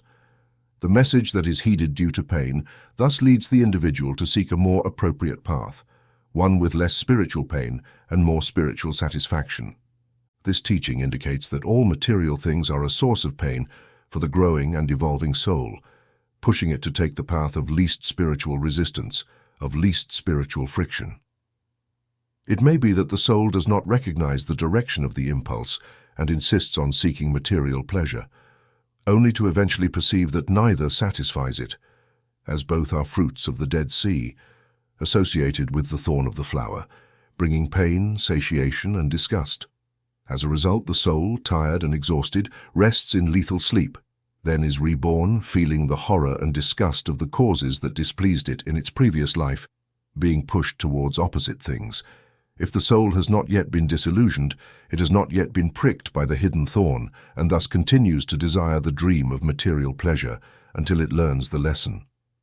Finally, by perceiving the madness and futility of materiality, it emerges from its chrysalis, unfolds its newly found wings, and flies towards higher planes of action and existence, and so on, forever. From this perspective, people are not punished for their sins, but by themselves, and sin is seen as a mere mistake, not as a crime. Pain occurs not as a punishment for something wrong done, but as a warning sign not to act. Consequently, pain is something through which we can ascend to higher things, something better, and not a punishment. This idea also indicates that the physical plane governs physical law and that physical effects follow physical causes. Similarly, on the mental plane and in the same way on the spiritual plane, it is absurd to suppose that one suffers physical pain as punishment for a moral offense committed on another plane. On the contrary, this idea indicates that from physical pain caused simply by the operation of physical law, one can develop higher spiritual states for a better understanding of the nature of pain in oneself and in others. This idea refuses to recognize material pleasures or benefits as rewards for spiritual or moral actions. In general, this latter conception of karma refuses to use the terms reward and punishment, or even to consider these ideas, but observes the general operation of a grand cosmic plan through which everything rises from the lower to the higher. Karma is merely a phase of the great law that operates in all planes and forms of life and the universe. For it, the idea that the universe is governed by law is an axiom. It does not perceive in the operation of penalties and rewards, merits and demerits, proof of this ultimate justice. It seeks and finds it in the conception and understanding that everything works for good, that everything moves upward, that everything is justified.